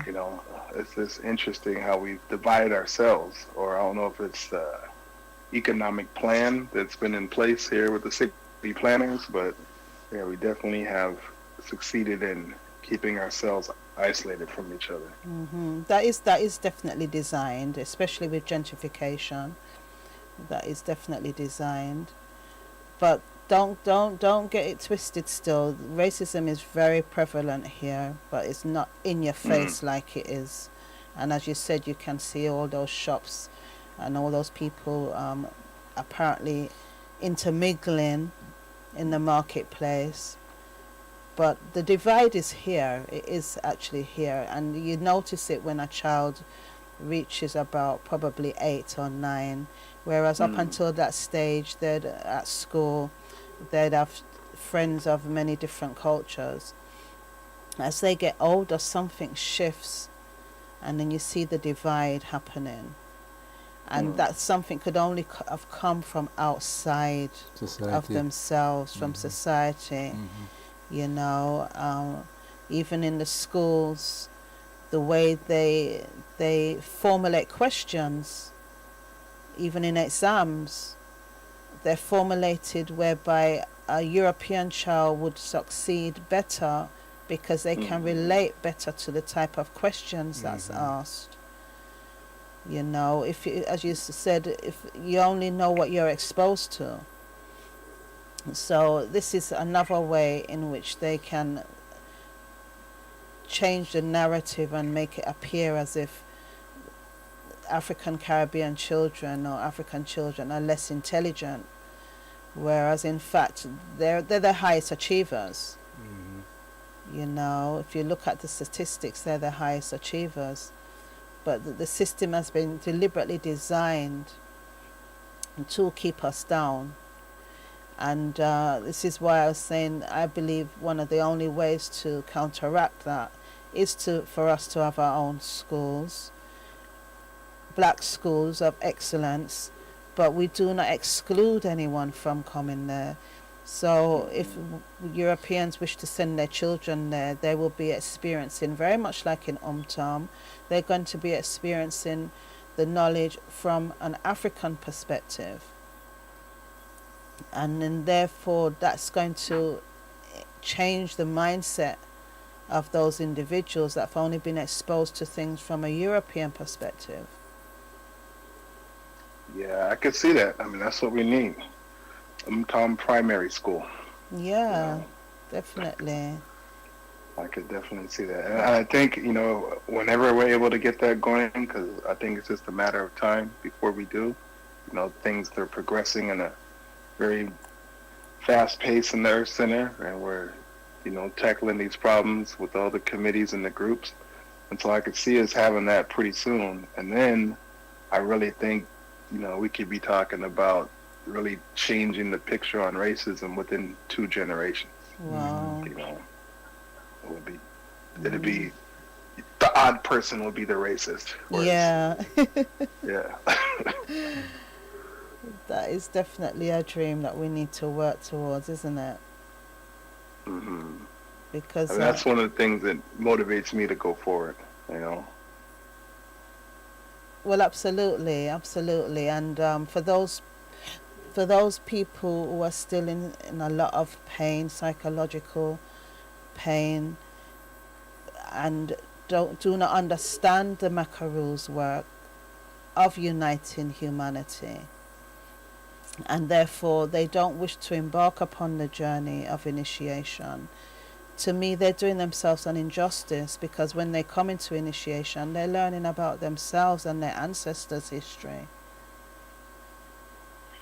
Yeah, I mean, I wish it for so many people, and I just know that, Even myself, I don't know if I would have been ready if I didn't go through my diversity training beforehand, you know, because many of us are starting from so far away of just being okay with ourselves. And now you're telling me that, you know, I have a great history and I accomplished these great things and, you know, I'm really the caretaker of the earth. Well, that becomes hard to swallow if I don't even like myself, you know. So I think we have to just take steps, you know, just get people to really understand this dynamic that's in place and it makes you think the way you think and then try and build them up from there, you know, because the way that our perspectives came to us is a mystery, you know. Like we don't know why we think the way we think about things. And, you know, if no one tells us to, we'll never think about why we think the way we think about things. So I think that's the first step, is just getting people to start thinking about the world that they were born into and what really means what, you know. Well, yeah, I mean, it's to look at the world through a different lens now, isn't it? I mean, even this term cultural appropriation, Europeans would not be mimicking our things if they had something that had as much value as ours. So when we see them doing this and many are hating on them, there's others who say, well, actually, we shouldn't hate on them because of that, because they're actually trying to compliment us by copying us, you know. And it's fine for the ones who are doing that and acknowledging where it's coming from. But for the ones who are doing that and not acknowledging where it's coming from, then that is a problem. But yeah, especially when you don't acknowledge where it comes from and then degrade the people you took it from. Exactly. And at the same time standing on top of their technology as if it's your own, which we see all too often. Yes. Well, this is it. So, as I said, it's for us, the majority.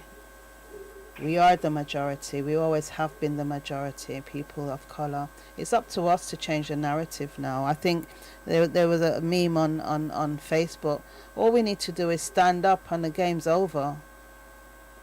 You know?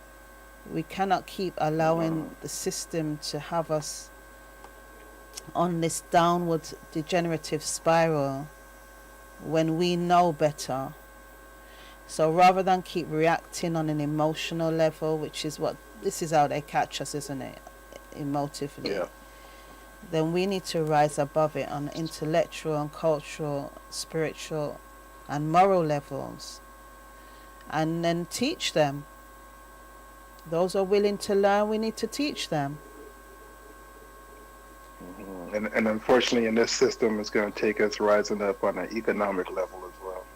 Absolutely. We need to take control of our own finances, recirculate the money amongst ourselves. Exactly. Exactly. So it's a journey to go. We do have a long way, but we need to start. And as you said, in 2 generations, we see the progress. Yeah, it's been good to seeing the children of the EC and how they're coming up, and you know, seeing these kids that are speaking multiple languages, already living by the principles. I mean, they're our future. They're the ones that are going to succeed where we're unable to, you know, because we're giving them everything they need to do that. And then, I look forward to seeing what they accomplish as they grow up. So I was looking at the commandment number 11 today to say, thou shalt not take milk from the mouth of a child. And I was looking at it to say that we should not be depriving the children of the food that they need to become rounded individuals in society. You know, and obviously this is what society is doing. But I've noticed that. I've noticed a big difference between the children here and the children, I mean, in the U.S. versus children in Merita. And I can see one of the huge differences is responsibility.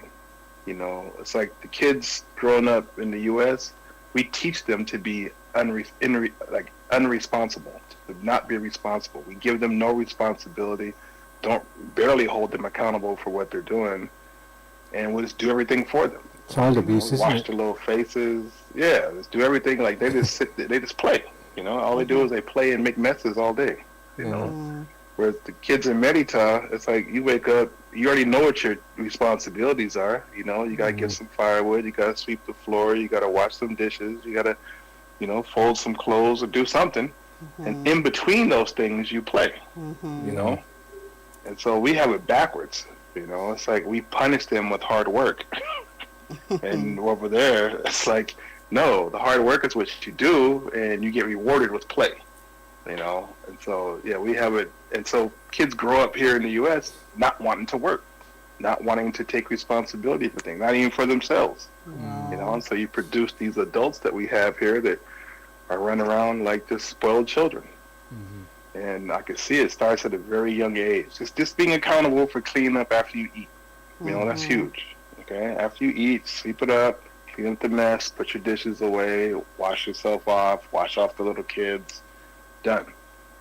And I'm trying to instill that more here, baby steps, but we'll instill it, you know, with the kids looking out for each other first and then starting to take care of each other, because I think, you know, like I say, it's a whole systemic approach to really getting us where we want to go, and so much of it starts with the work we do for the children. You know, it's like the emphasis we put there, I think, you know, can't be underestimated.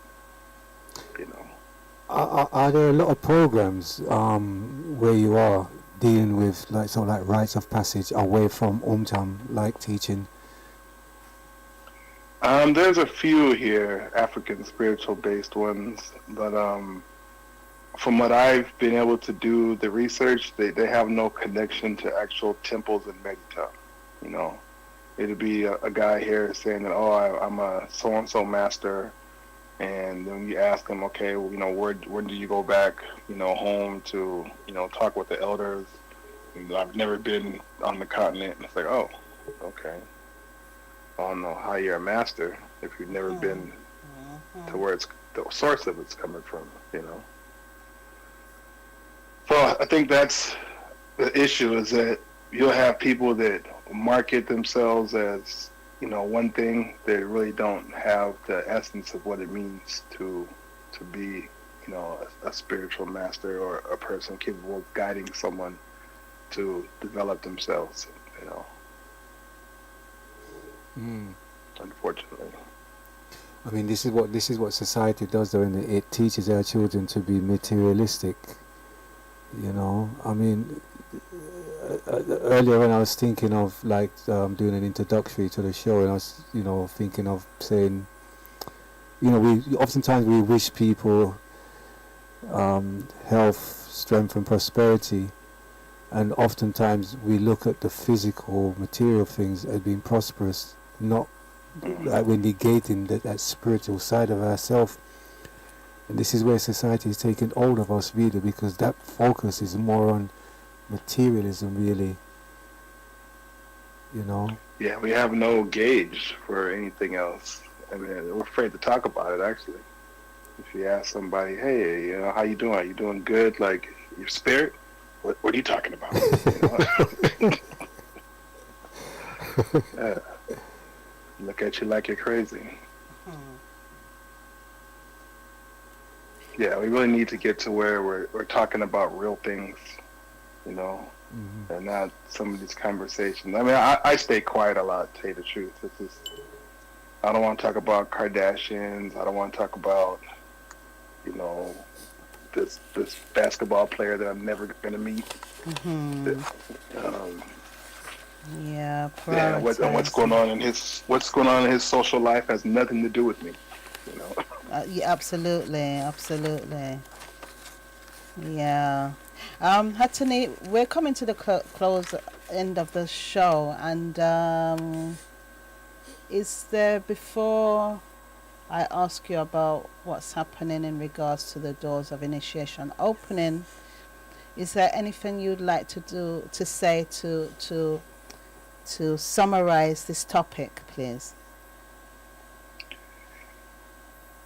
I would just say, in my own humble words, racism doesn't really exist.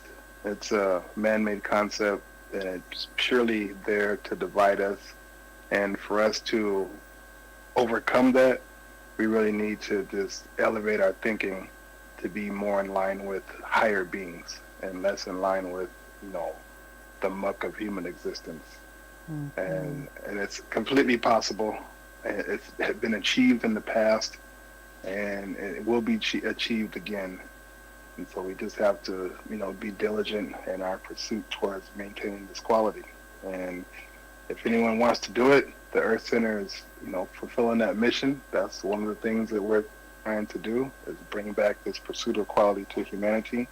So I encourage them to, check out your local Earth Center, go on the website. We even have the online initiation where you can do it completely online. So that's all I'll say.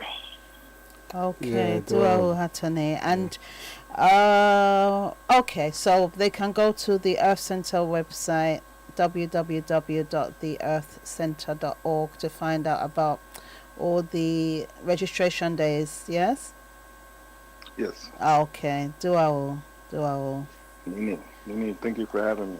Yeah, Duawu, for your time, your wisdom, and your love. Yeah. Because that's the order of the day. And it's a pleasure, and we look forward to having you back on again, really, to speak on probably another topic, really. So, stay close. I'm not going anywhere.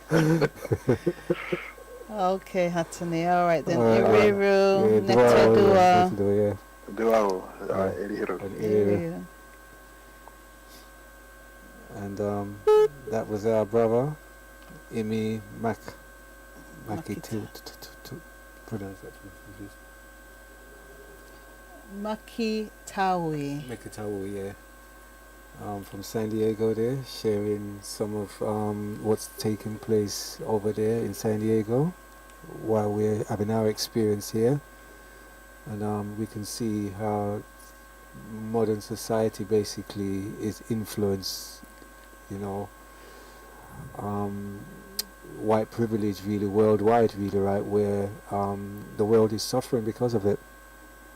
And we have to create a balance and give ourselves, strengthen our youth so that they can see hope in the future, and to have the strength to make the changes and not give up on society and give up on themselves. Because it resonated with me what the children were saying, why is these things happening,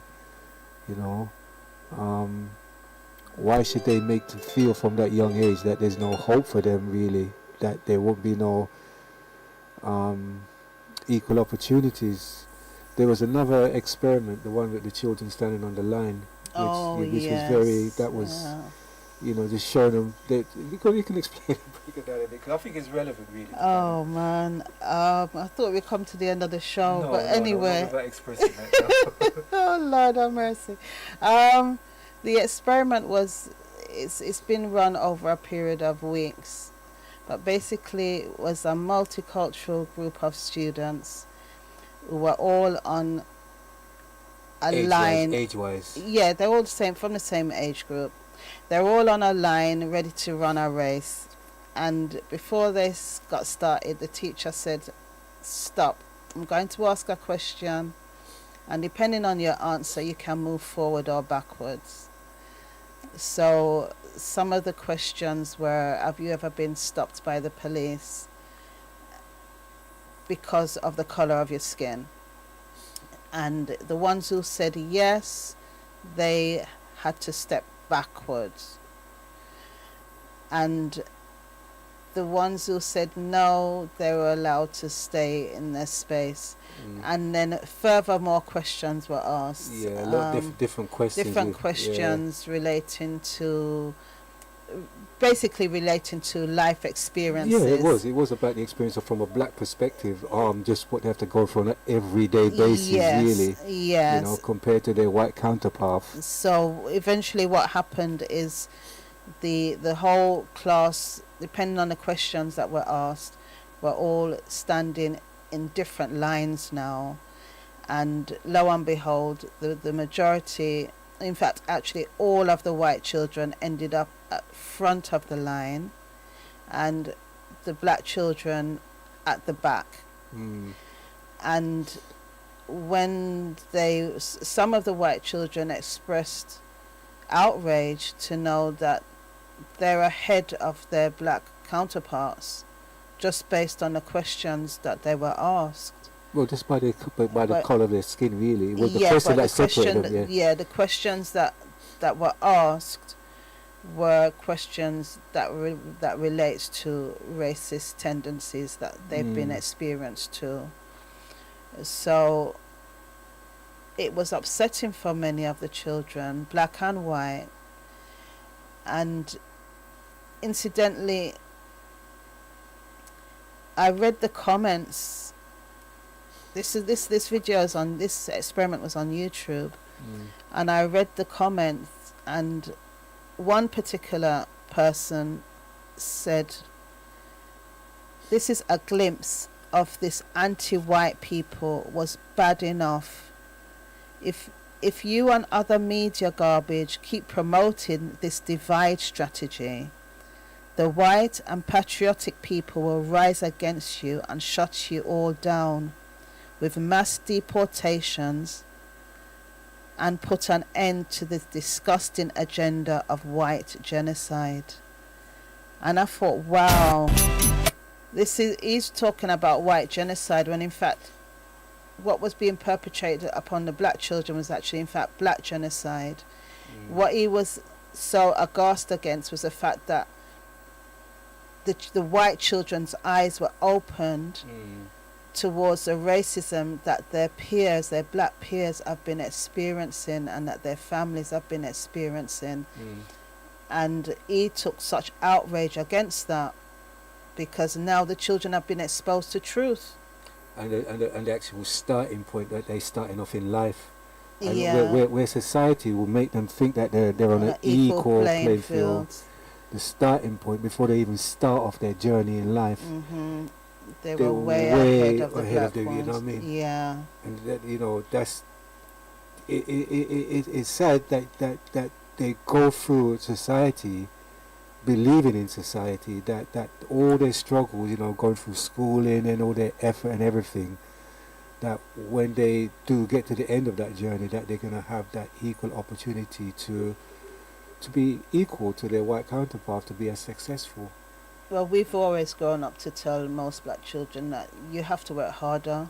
But why should they have to? Because of the way the system has been set, and that experiment proved it. So anyway, in all their different stages in the lines that they were, the teacher said, okay, you can run the race now. And from their positions being at the back, the many black children being at the back, when the race started, a few of them had actually surpassed the white children who were at the front. And we see this in life anyway. Yeah. It plays out in life many a times. But the thing is, if they were starting on a fair point, how far ahead they would be than the white counterpart that was at this front. is the whole point of this system that's been designed to keep us down. Yeah. This topic can go on for quite some time, but I have read Stanley Livingstone Through the Dark Continent, when these explorers, in inverted commas, came to the dark continent, which was Africa, and they were absolutely amazed at the intelligence of these little black children who were far more intelligent and advanced than their white children. So they've always known this. So they've set up this construct called racism. They've set up this system designed to keep black children down, and it generally starts in the education system. And this is why we now have to redress this. We have to be teaching children of all colours the truth of world history. It shouldn't just be a Black History Day for one day of the month of the year, because if we look at history per se, any form of history, black people have always figured into it, and it's generally always in a positive light, being the inventors and the civilizations of humanity. So without any apology. So in humility we can say that, and for the sake of the children, the sake of our children's children, we have to redress the balance. Yeah. You know, regardless of who we are. And I'll leave that there. Other than to say that the Coventry School doors of initiation are opening on Saturday, the 3rd of April, between 4 and 7.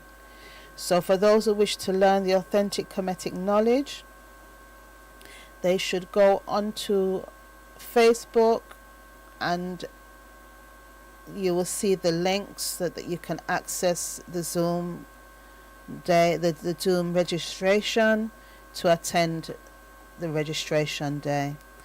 And the contact details to telephone the Coventry School, it's 024 76 26 6859.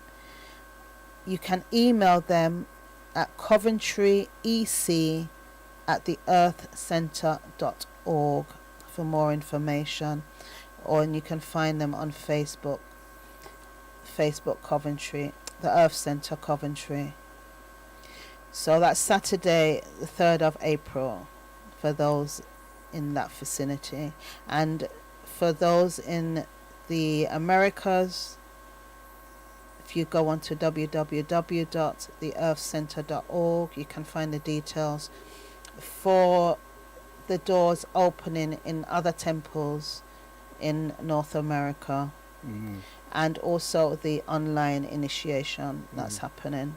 And most importantly as well, for the UK London School, this is the last week. The UK London School doors are now closed Sunday. So for anyone that wishes to jump in on Sunday as the doors are closing, that's the last chance that they have. It's the last opportunity to do this before the next orientation day, which will be sometime later in the year. So you can contact us on inquiries-uk@theearthcentre.org email address. Phone number. The phone number 0208 558 3678, and the Earth Centre UK Facebook and Instagram. So that's it for now. And so we're going to be playing this final tune here.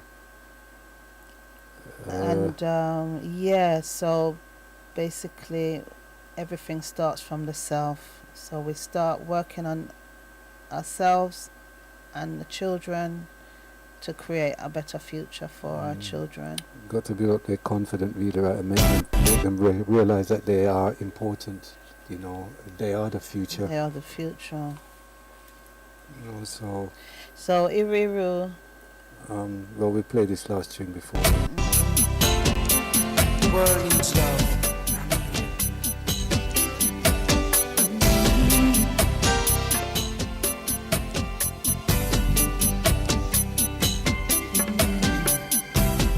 We need love to set us free.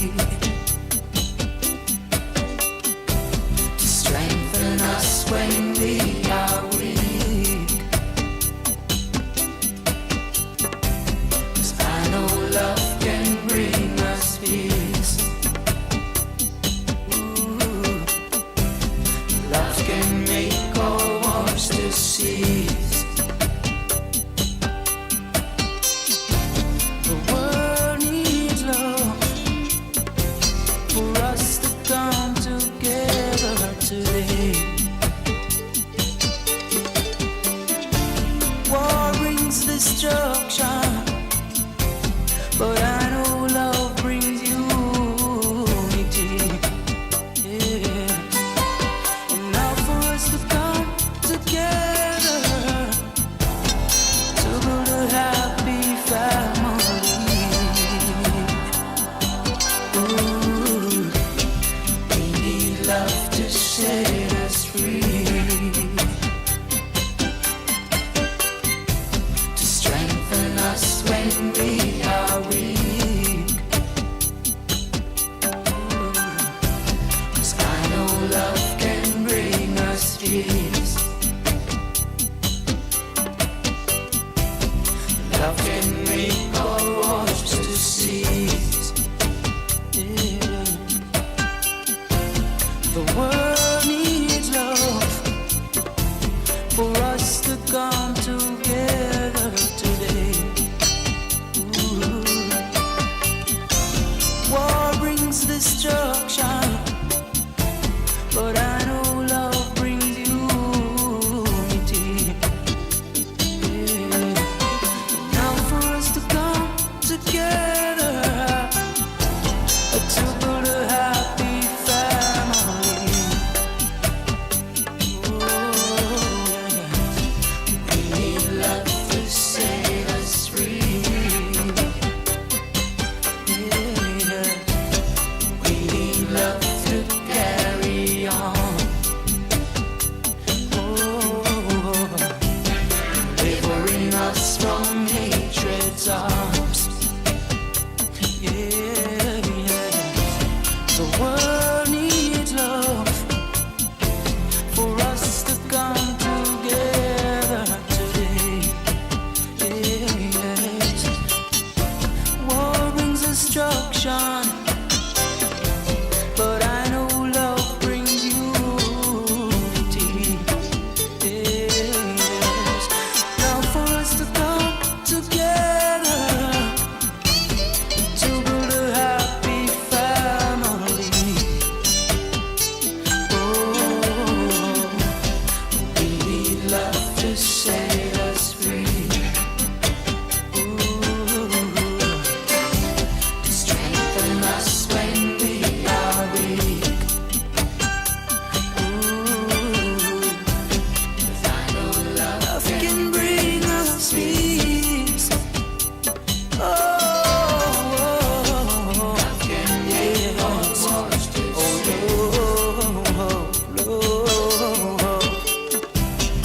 we need love.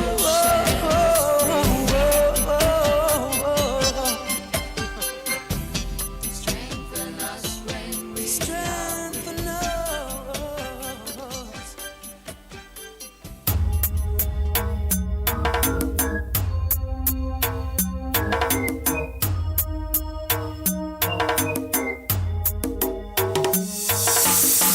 This song goes in the memory of the beloved prophet Nebnabala Musa Mordinabig, the Dogon Prince, Maher, the truth teller, Bisina Basa, which means I'll be appreciated after I'm gone. He's the man who overcome the devils with love. He's the man who speaks because he has something to say. The man of wisdom, the definition of humanity. Maheru, Maheru, Maheru. I'm from far away, I'm from far away, far away, from far away, West Africa, from far away, Prophet Naba, far away, Musa, far away, far away, Prophet, from far away, Prophet Naba, far away, from far away, from far away, Prophet, from far away. He's the man of wisdom. He's the man who lived by faith, and not by fear. His greatest wealth is the richness of his soul. He's the man who lived by faith and not by fear. He's the double-edged sword. He's the double-edged sword. He's the key to unlock their treachery. Follow truth and you shall find him. He's the definition of humanity. He's the beginning and the end.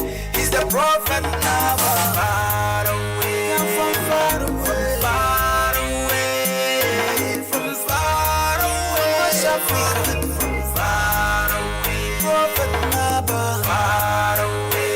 La Musa far away, far away, prophet from far away, prophet never far away, from far away, from far away, prophet from far away.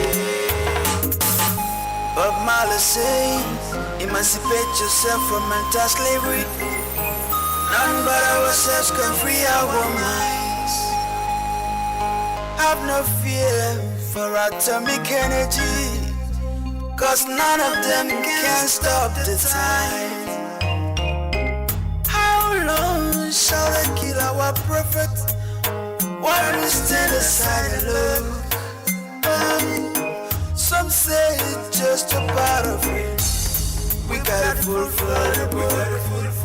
Come to Maheru, come to Maheru, come to Maheru, come to Maheru.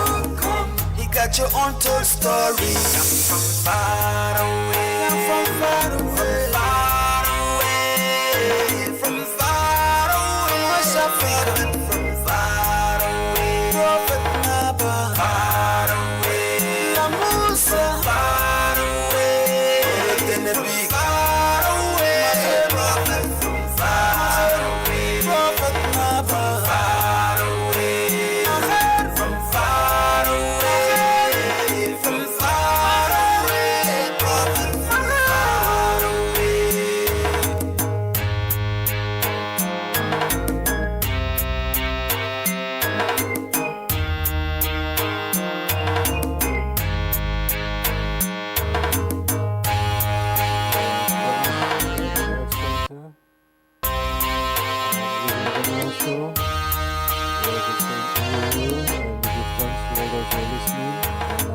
Next week's show will be hosted by Makitatoui and Brady, and so we'll say